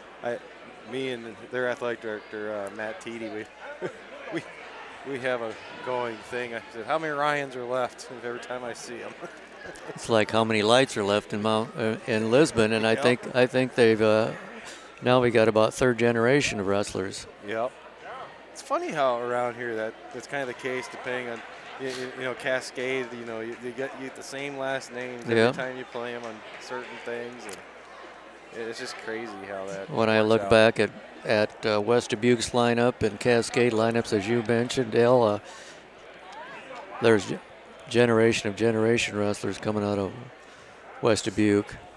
But it's always interesting because, you know, like when Chad and I are together at baseball games or basketball games or football games, we see the last names and we always go, is that so-and-so's kid? Is that so-and-so's kid? Yeah. Remember, we played against him.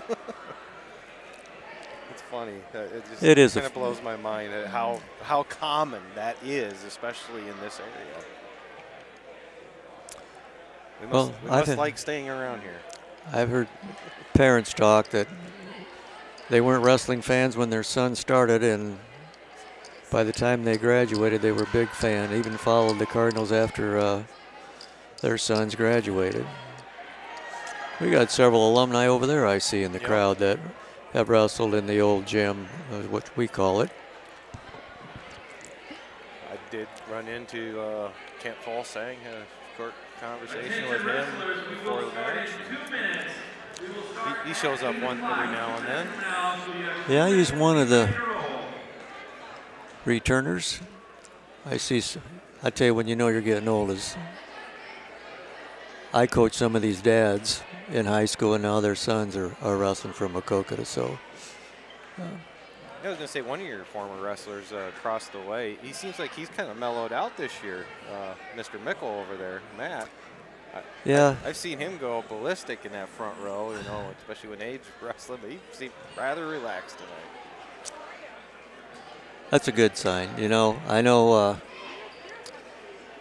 parents are an avid cheerleader of their sons, and you know, it's kind of different. In the past, I've seen moms particularly that would not stay in the gym when their sons were wrestling. And then I've also seen at the state tournament that a mother was so upset with the official, she charged the mat and took a swing at the official. So parents can get into it. My only personal experience with that situation, I had it was West Dubuque and us and Maquoketa DeWitt. We had some very strong rivalry matches, and that was the last match of the night. And the two kids head-butted, and the parent came out of the stands and shoved me and says, "That's all you teach him, Maquoketa, is a headbutt to try to hurt people." And of course, that went over like a lead balloon. And but that's the only situation. It can be difficult as a parent. Oh yeah. I'm getting towards the end of that in my career. And I used to be a bad parent, like going to practices and stuff. But it took me a while to learn. You know what? Just let it be. They'll figure it out, and the last few years, it kind of went a lot better for me as a parent. I learned to relax and watch other people go ballistic. Yeah. Mount Vernon and Maquoketa. For tonight's third duel, we will be starting at 138 pounds. You know, if they really ask their son, or now in the case daughters, do they ever hear their parents? No. Sometimes I doubt that they even hear their coaches. But well, oh, Dixie's going to be a captain.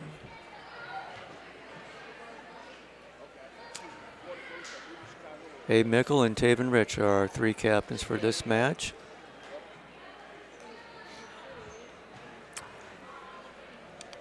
Zoom in on that meeting of the minds down there. I don't know if you noticed, Dale, the state of Iowa's gone to 3 officials now. And I don't know the 2 gentlemen that did the last match, but I would say the guy that's walking to the bench now is a senior official. And he watches and helps grade the younger officials, particularly if there's a situation that he needs to interrupt. Did they have 2 for varsity back previously? Did they ever have just 1? Yes, they used to have just 1 That's only. what I thought. Then we went to a mat judge. Okay, we're starting some action with Dane Durkup at 138 against Walker Lawrence. Whoa, I missed that one. Fireman's carry, I think, right to his back, but he didn't get only 2 points. Lawrence has got an armbar started right away. He's got the count started on Durkup.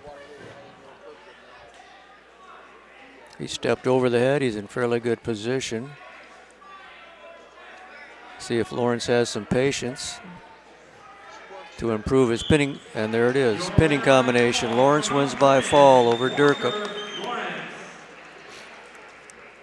Up now at 145 pounds, from Mount Vernon, Tyler Stein, and from Maquoketa, Gabe Gardner.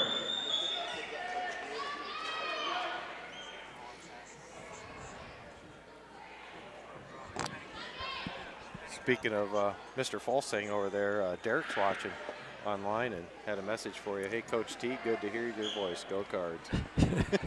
I think Derek was a 4-time state qualifier for Maquoketa. Well, Derek, your dad's here watching too.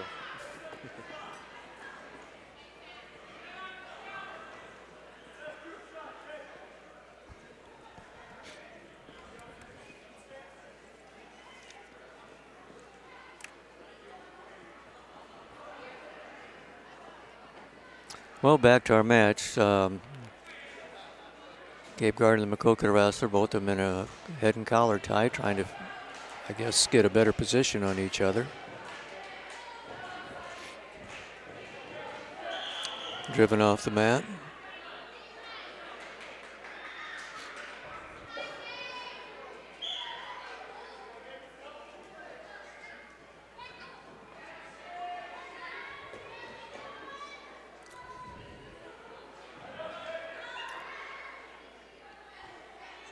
Either wrestler can seem to be break that head and arm defense they've started. There's a shot by the Mount Vernon on a single. And the Mount Vernon kid clears his head and gets 2 for the takedown.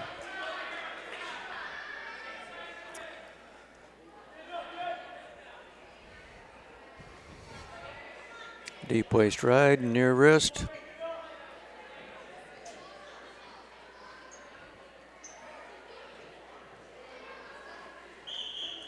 Out of bounds with 29 seconds left. Scored 2, Mount Vernon. Maquoketa, Gabe Gardner 0.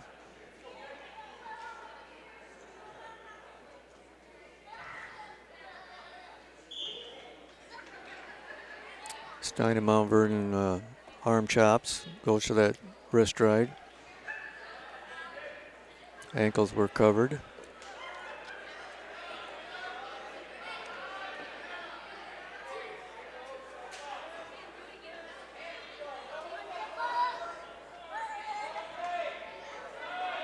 Well, Abe can get up to his base, but he's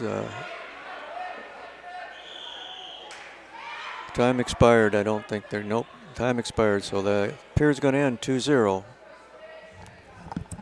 Stein ahead.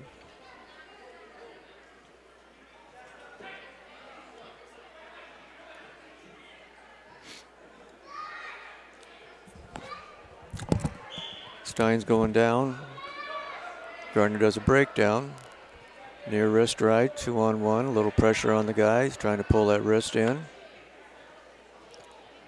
Another chop.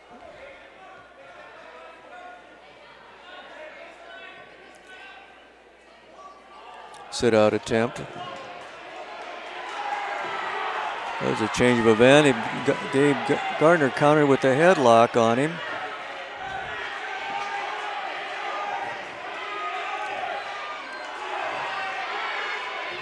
There he's getting the count now. If he just stays there. But he must lift up the head. As long as he does, if he keeps that arm, I think he's in good shape for this period. And he lets him out. We get 3 and 2.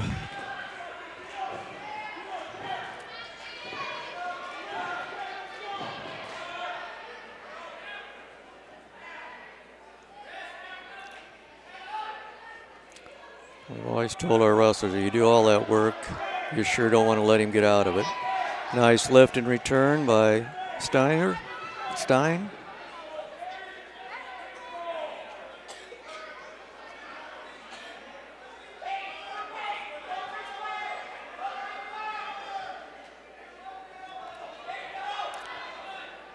Oh, he's got that far wrist and far arm controlled on Gardner.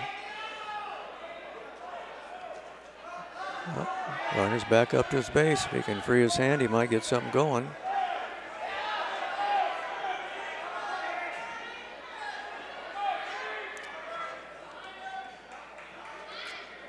Near side cradle attempt.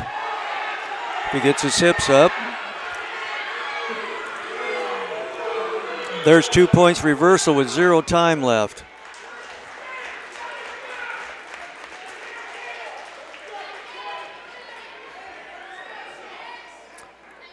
Well, we got the reversal, but we did not get any near fall points, so we got 5-4. This is our final period. They've chosen to go on their feet for the last 2 minutes of his match. Single leg attempt by Stein of Mount Vernon, changes over to a double and gets a takedown right on the edge of the mat.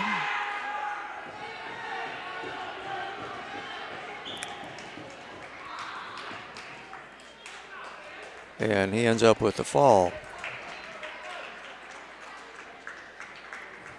Your winner by fall for Mount Vernon, Tyler Stein.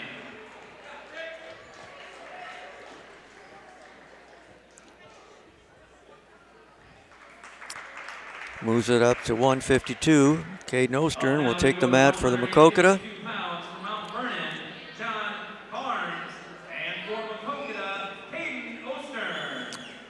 152 Mount Vernon wrestler is John Barnes.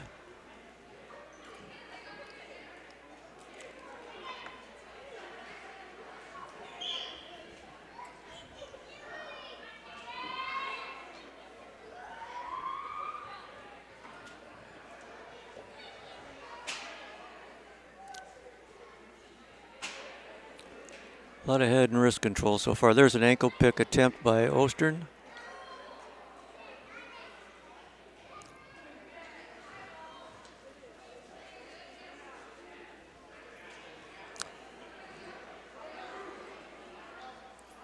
Well, it's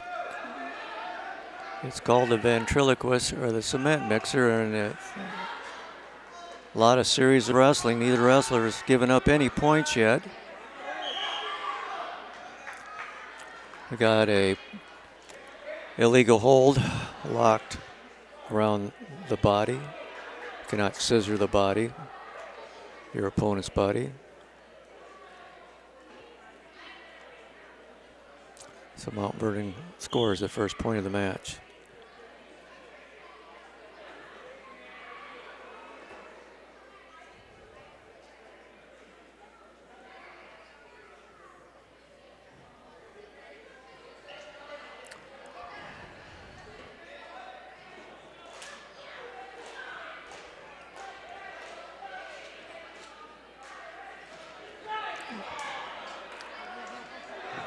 Boy, he did not follow that ankle pick to the mat and consequently got reversed. Excuse me, got taken down.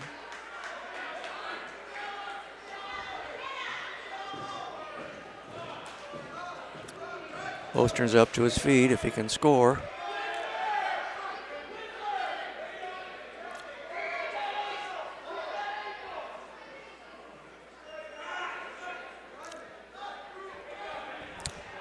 Fails to get his point for an escape.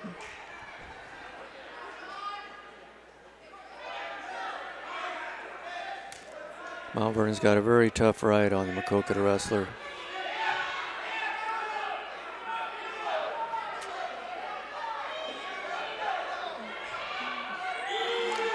Nope. Right idea, but the time ran out. 0.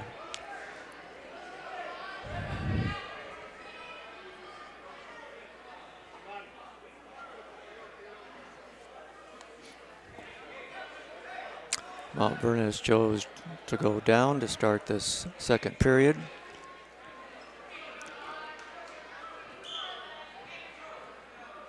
Stand up attempt. Retake down by Ostern. One leg put in.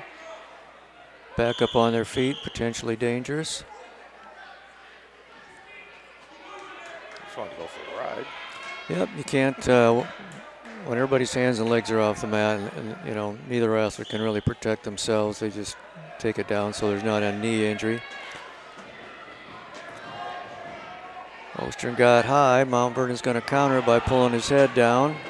Now he slips in the near side half.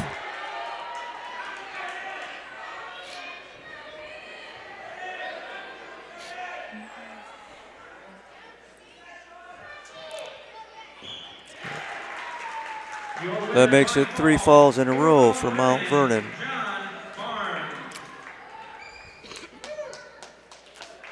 Next weight class, 160. We're going to have Jacob Thompson and Trenton Pitlick.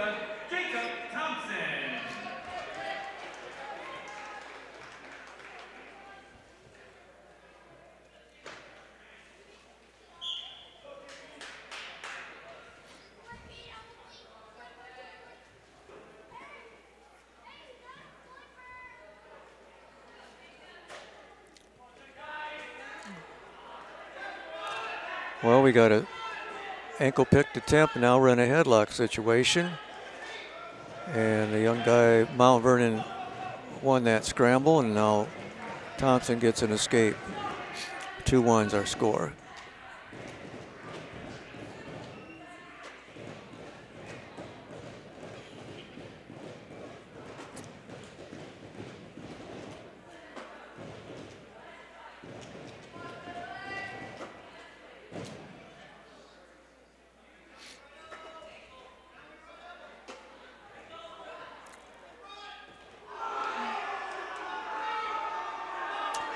There was a very good, I mean, that was an excellent headlock by Pitlick. It's like they're going to be out of bounds.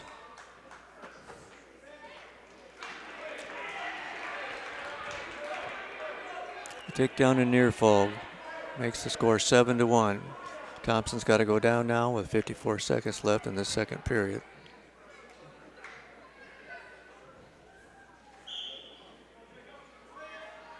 Spiral ride by Pitlick.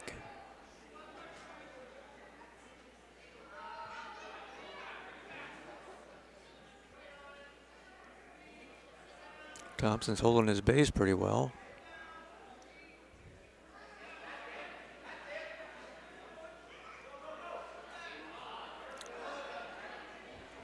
Sit out in a knee slide. Thompson's come up to his feet and he gets an escape.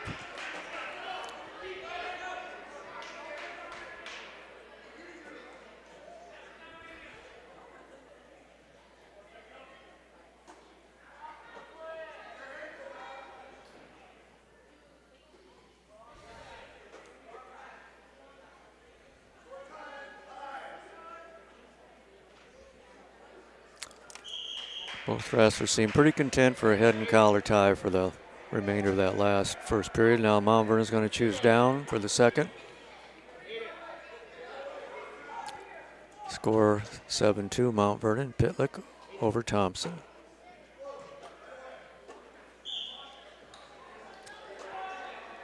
Stand up by Pitlick, looking for free his hands.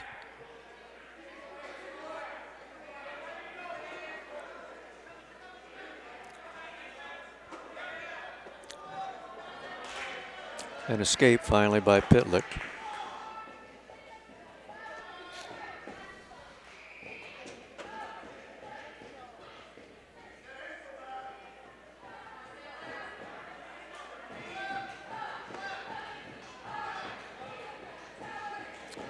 Well, Jacobs tried 3 ankle picks, and the other 2, the kid countered him very well and scored on him, so I hope he stays away from that.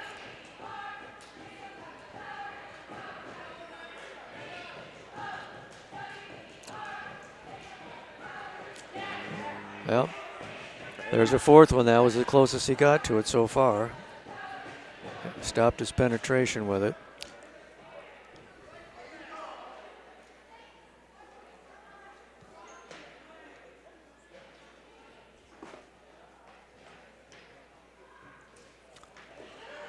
Another failed headlock attempt by Thompson. Pitlick countered that again.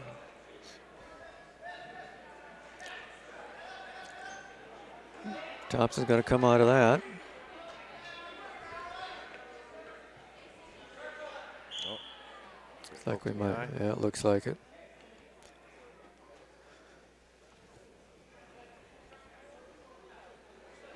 Looks like he recovered, so now they're going to go back to the center of the mat, and it's 27 seconds left in the second period.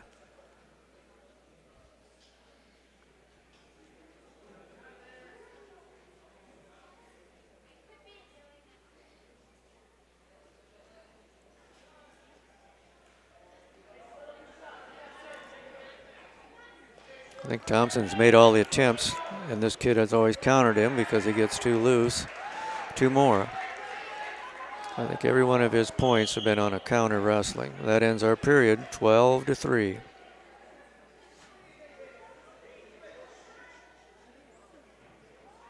Jacob's got a lot of work to catch up here. Yep. Of course, he's been the aggressor, and the Mount Vernon kid's a good counter wrestler, so it's particularly on his feet. We'll see what happens here. Nice thing about wrestling, it only takes 2 seconds.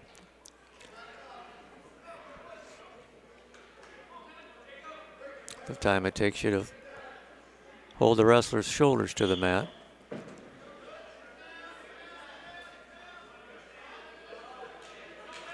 Mount Vernon went from a rotary to a near side cradle.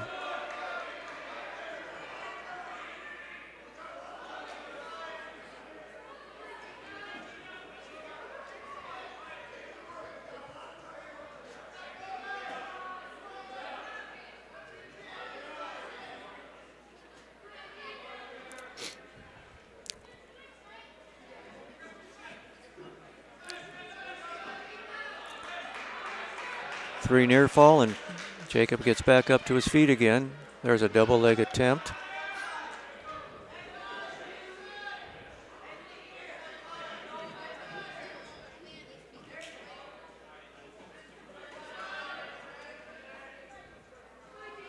There's a nice single leg attempt by Thompson. Get that leg picked up, or is the guy going to get out of bounds? There's our first takedown. Nice aggressive takedown for Jacob. He's got 50 seconds to gain a lot of points. Got a 15-6 score right now. He's got to turn him.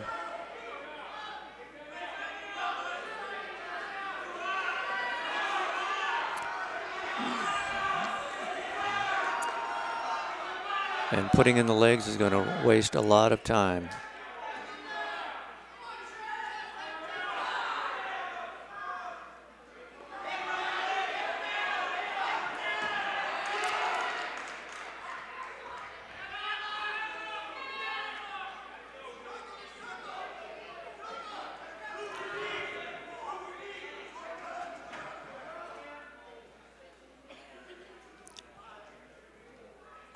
It's going to end the match. 17. Nope, 2 more. 19-7. Your winner by major decision from Mount Vernon, Trenton Pitlick.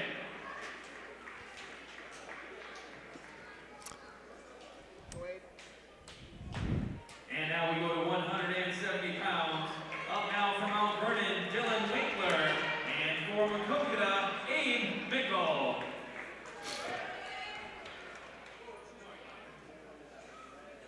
Mickle, our returning state qualifier.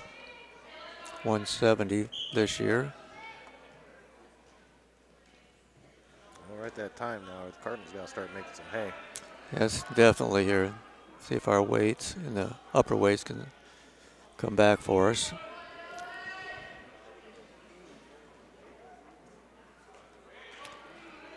Little goal behind by Abe for his first takedown.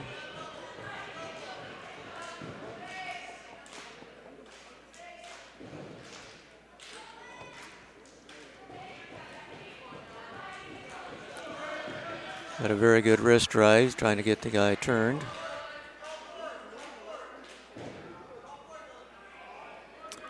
Jerk the legs. I can't see. I think the ref should be counting, but He is.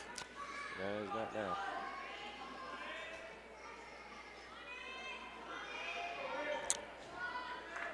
supporting points are in.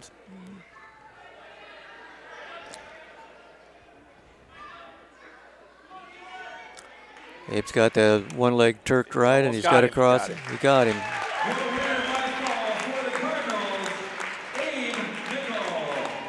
Well, there's 6 back. See if we go on that magical run now.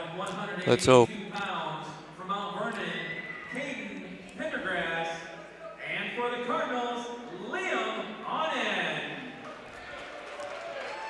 They wrestled Liam up the last match, and now he's back down to his normal weight position at 182 pounds. I got Mr. Knows Everything over here. Shot. This is called a night off for me. Got the single leg picked up. He's got to turn the corner. He does it nicely. Liam's right into a deep waist ride. Working that near wrist.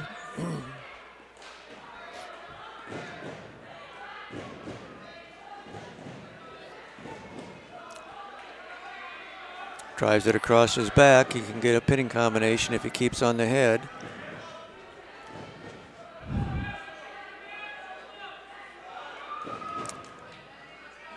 Slow release to his feet.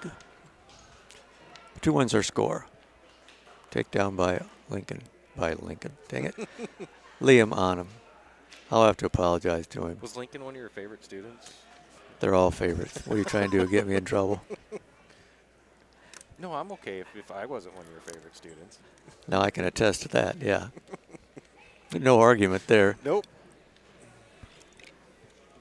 Kind of half attempt by Liam.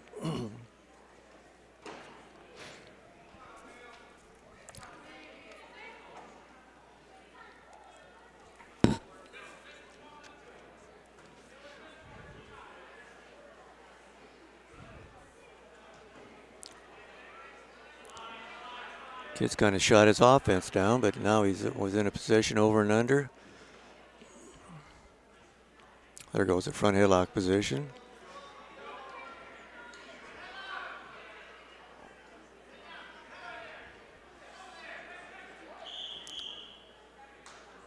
Out of bounds with 12 seconds left.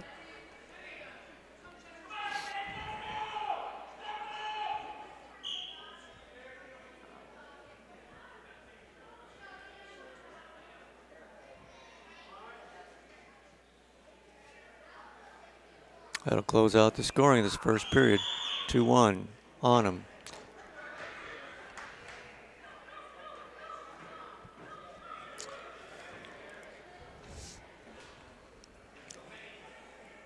Pendergrass is choosing down in the second period.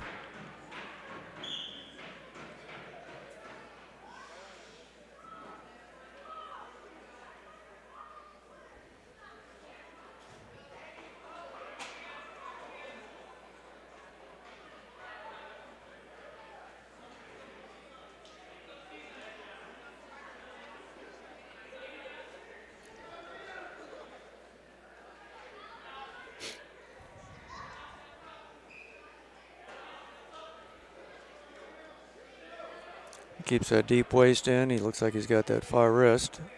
Now he barred him.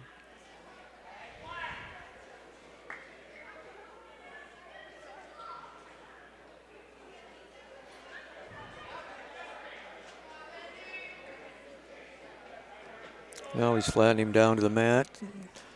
Mount Vernon finally got his base broke on him.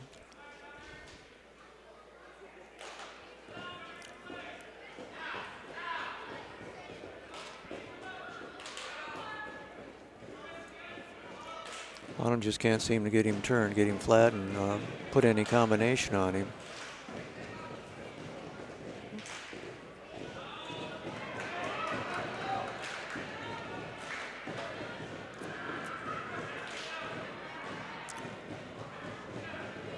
Scoring back points, but it's not a good position. He's got to change, get his chest down, get it lower. Now he's in a good position if he drives over. This would be big, getting us back into the meet. There we got it. Good job, Liam. They're in now. It's a 22-12 team score. Up now at 195 pounds for Mount Vernon, Clark Younggreen. And up for Maquoketa, Eric Truesdale. Eric, I believe, is a foreign exchange student, his first time at wrestling, so he's picked up a lot.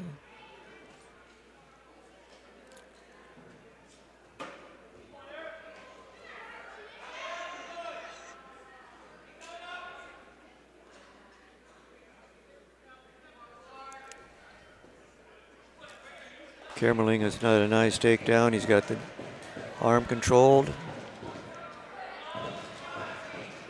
He's a very aggressive wrestler, obviously. He's done the sport because there's a quick fall by Camerling. I'm sorry, Younggreen.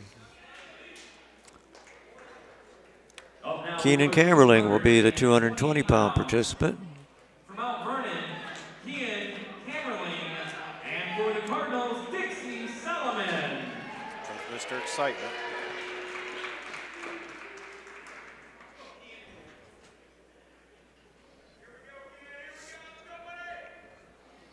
Well, Keenan is much taller than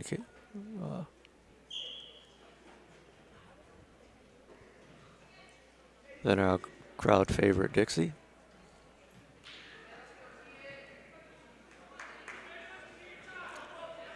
It's probably gonna be tough to get that. Yeah, the guy's got some good hand defense on him. And I'm sure he watched Dixie wrestle the Vinton-Shellsburg kid. How he shot on him twice, but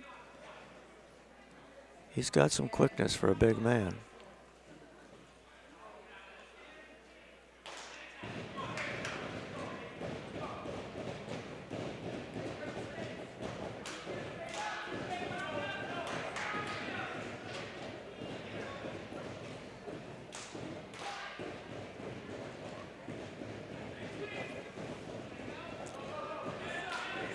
I would say both wrestlers are pretty good athletes, and they've got a little bit of respect for each other. Neither one of them have done much to break the other guy's defense to get their offense going.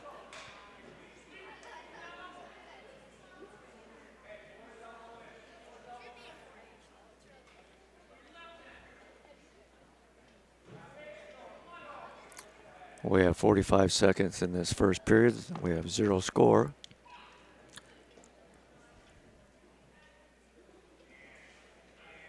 Single leg attempt by Camerling.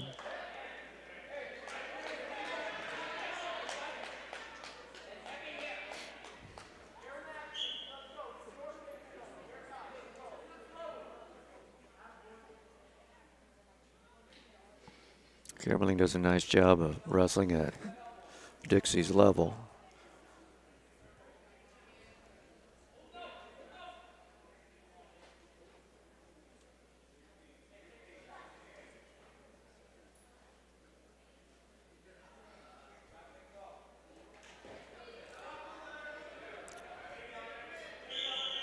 Both times they don't get anything really working until they get to that outer circle. Yeah, we got 2 seconds left. Look like this should be scoreless.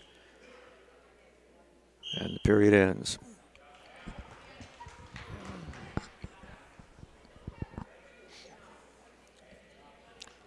Mount Vernon's wrestler Kemmerling is going to take the down position to start the second period.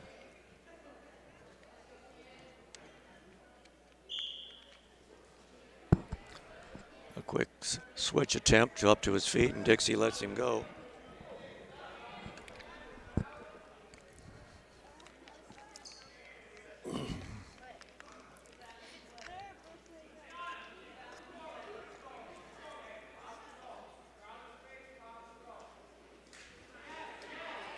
Shot by Dixie Solomon, but countered.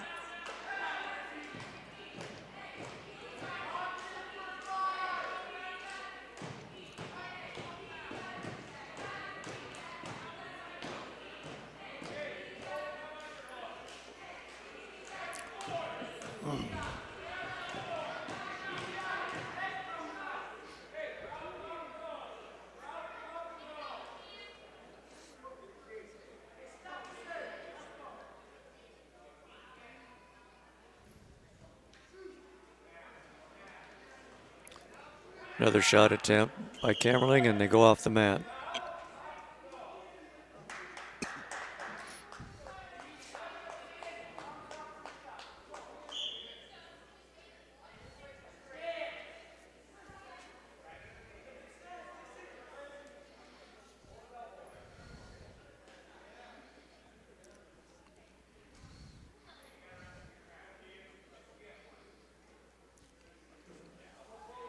Kemmerling's done a very good job of tying up Dixie's headbutt there. Yeah. Either that or eye. Looks like he's squinting pretty hard.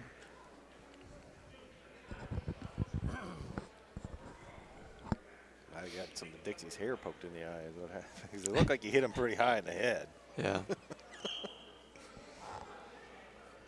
That spiky hair will get you. Well, I'm sure he wasn't called for targeting, but that's what you're called. The crown of the helmet. A lot of head slapping now, touching, and then a lot of odd action. We got 19 seconds. There's Dixie's shot. Just can't get around that length.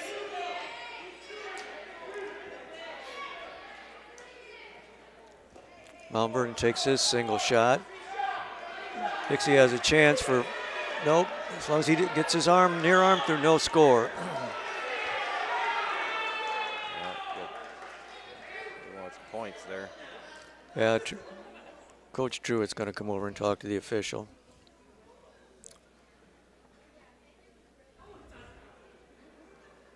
Well, he lost that argument. You know, I'd like to see them both actually get on the mat, because I think that's where something's going to happen, but haven't even had any chance of doing that. Well, this is a big period for Dixie. He's being down by 1. He needs to score.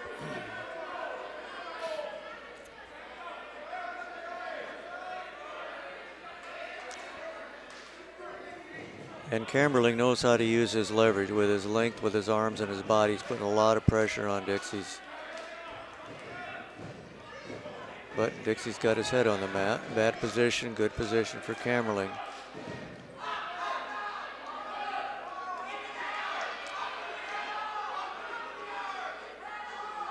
Kemmerling does a nice job of staying heavy on Dixie. There's Dixie's escape. Now we're on our feet. We're tied up with 1 minute and 18 seconds left in the match.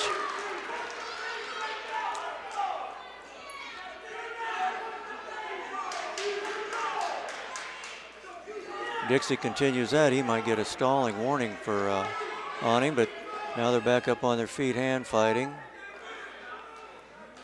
No, stay square with him. 56 seconds. We've got a barn burner.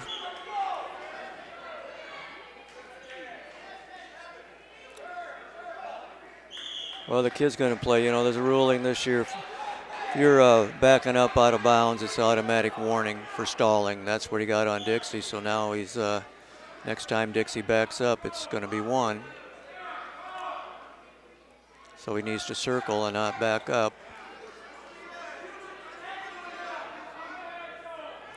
We're down to 35 in this period. We got a 1-1 tie.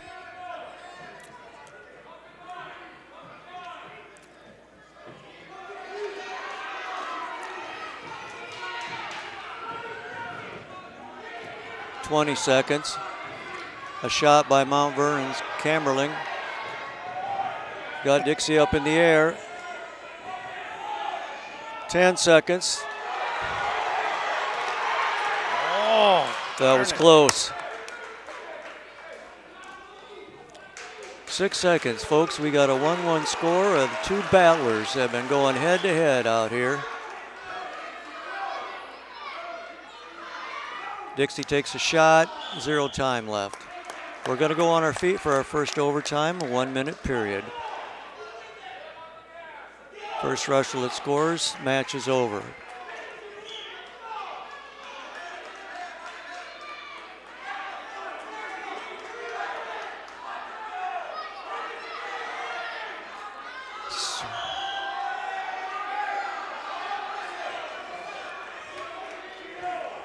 I don't think Dixie knows that rule about backing out.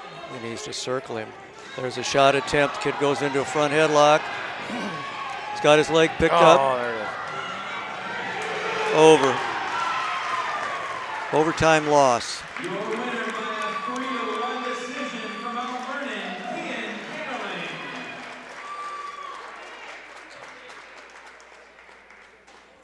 Up now, we move to 285 pounds from Mount Vernon, Keaton Dennis.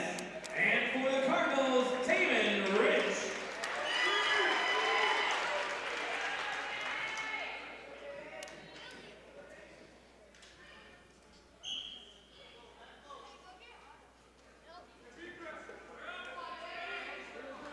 Taven does a snap down front headlock. He's going for the wrist right away, breaks him down.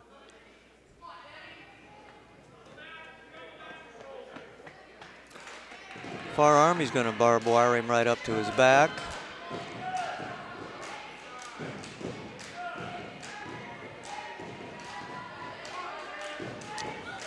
Takedown and 2-point near fall.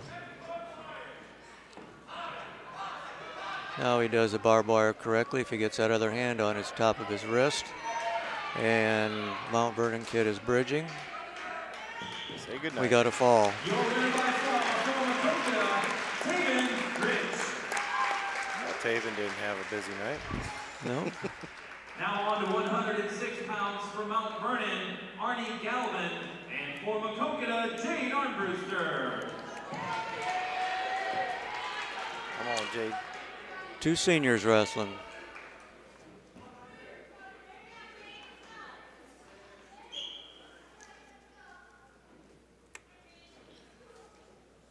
Single-legged attempt right into a 2-point snake down. Galvin's got a fall. Very quick fall by him. Arnie Galvin.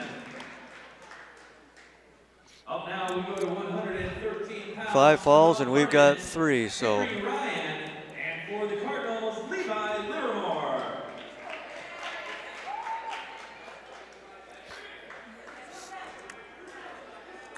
After Levi's match, Maquoketa forfeits at 20 and 26, so.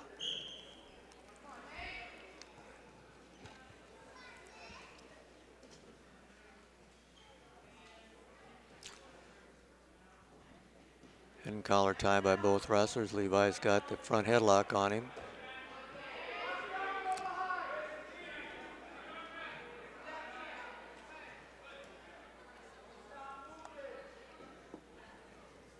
Ryan countered it.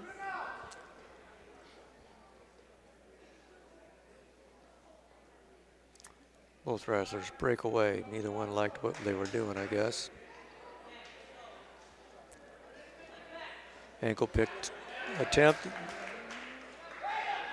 Right into a near side cradle, but Levi breaks it.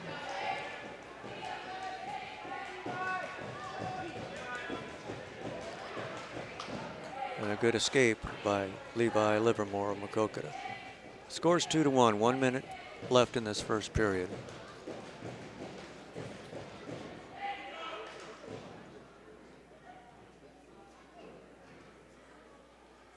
Back to head and collar tie both wrestlers.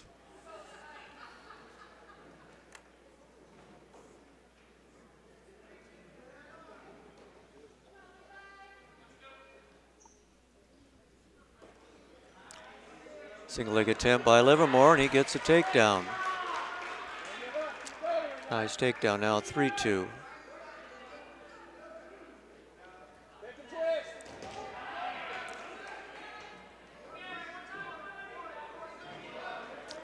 Nice retake down by Livermore.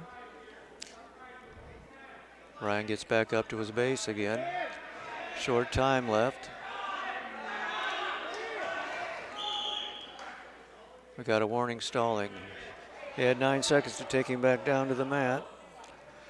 If you don't do it in 5, you're warned for stalling. We have 4 seconds left, 3-2. Switch attempt by Ryan. Countered nicely by Livermore.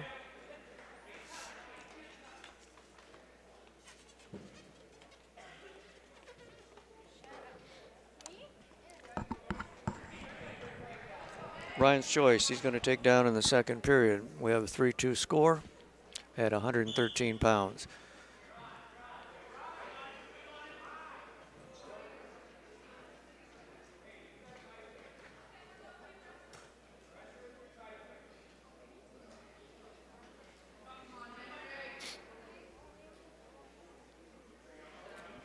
Ryan's got another stand-up started.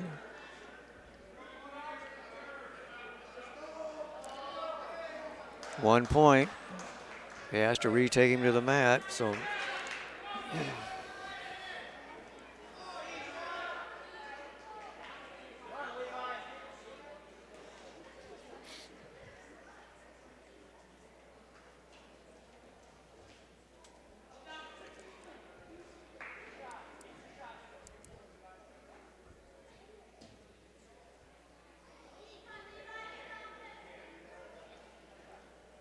Back to our head and collar tie. Both of them had tried a low-level attack earlier, and now they've gone away from it again.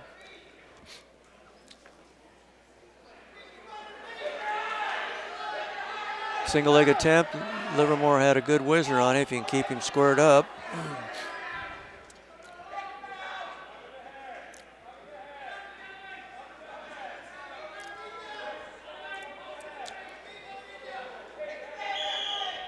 Stalemate situation, 35 seconds left.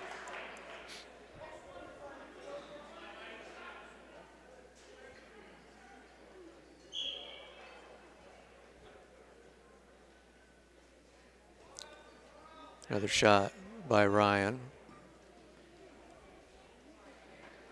Livermore tried to take his shot to go out of bounds.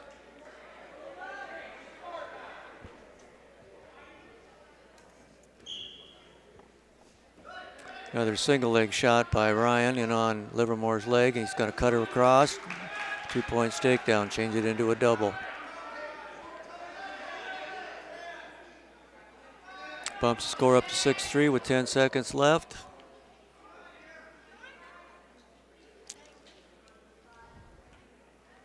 That ends out that second period. Livermore's choice is third.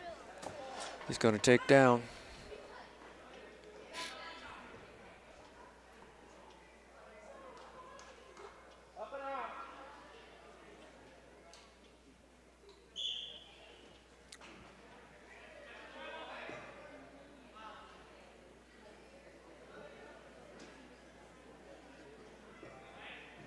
Ryan's got that near wrist picked. Trying for a 3/4 Nelson.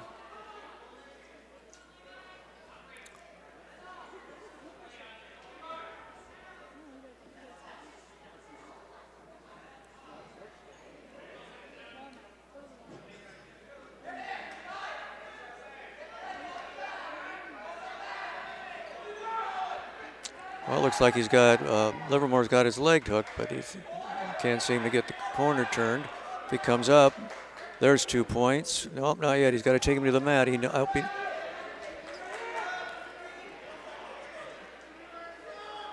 So he went 2 for 2.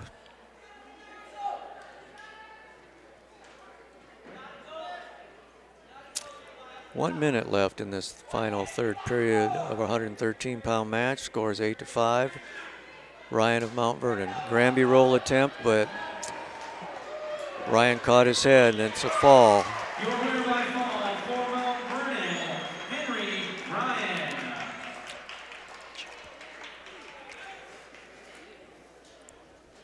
The Cardinals are going to forfeit at 20 and 26, so we have one more match for the evening.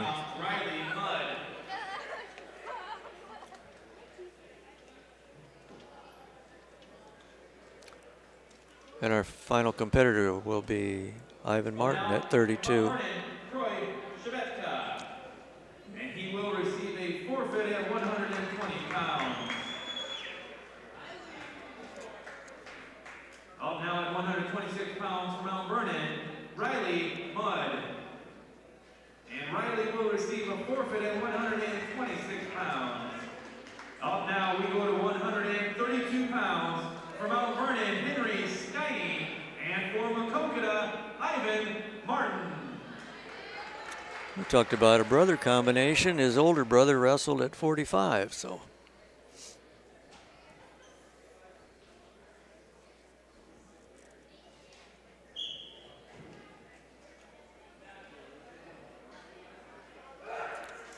Start off with a head and collar tie by both wrestlers.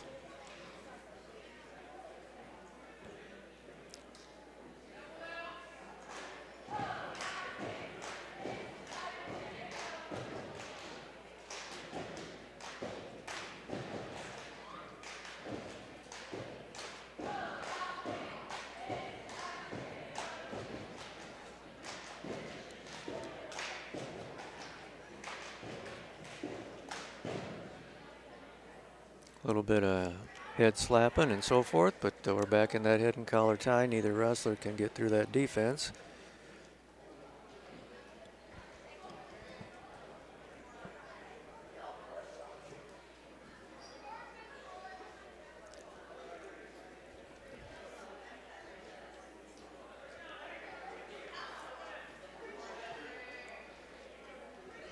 Neither one are creating a scoring opportunity by getting a good setup.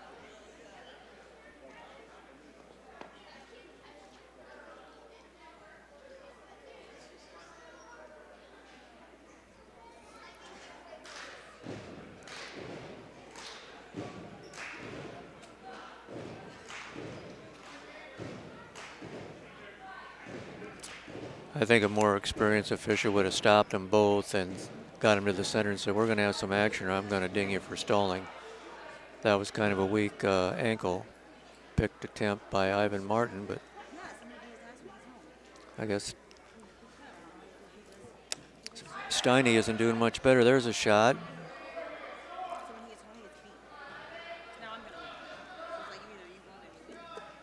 Good smart wrestling by Martin. Came to the inside. Well, look at the video, I tell you that. Short time and it's 0.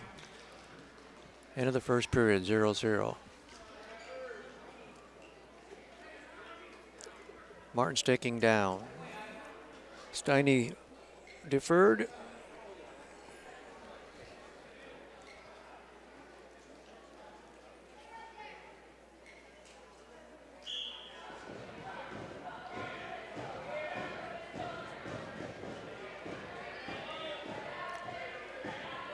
Near side cradle locked up by Steiny. He's getting the count.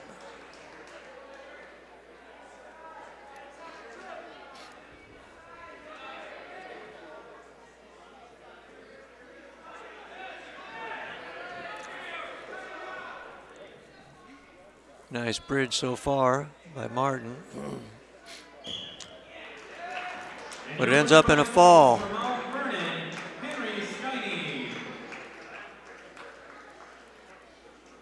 Well, Mount Vernon's big winner of the night. Yeah. 43-36 winners over Vinton-Shellsburg, the first match of the night. And the nightcap, 61-18, decisive victory over Maquoketa. Maquoketa goes 1-1, 52-27 over Vinton-Shellsburg. And Vinton-Shellsburg made the long trek to go 0-2, but that's how it finishes out here tonight. Coach, last thoughts? Good thoughts and bad thoughts. You know, we wrestled very well against Vinton-Shellsburg, but Mount Vernon was definitely more aggressive with all the number of falls that they had versus our 3. Yep. Yeah. Abe, Liam, and Taven. They need to score more on, obviously, the lower weights. Of course, we didn't start off the same we did the last time, but I guess there's always next time, right, Dale? That's right. Well, thanks for joining me, Coach. It's always a pleasure learning as I go here from you. So, well, thank you. Me, the basketball novice that doesn't know anything when it comes to this, but I've been learning since last year when we first teamed up. So, but I appreciate it. We can do more of this going forward. Hopefully. All right, thank you. Have a good night. That's it, Hall of Famer Coach Jeff Tampier, Dale Scott. Thanks for joining us tonight, watching Maquoketa Cardinal Wrestling on MCSN. Barring the weather tomorrow, we'll have the bowling meet against Maquoketa versus Marion from Timber Lanes tomorrow about 2 p.m. That'll be live as well. VIP. So if the weather holds out long enough to get that in, we'll bring that to you on MCSN. If not, we'll see you next week. Once again, special thanks to Coach Tampier for coming along to do this tonight. For Dale Scott, for Coach Tampier, I'm Dale Scott. Have a good night.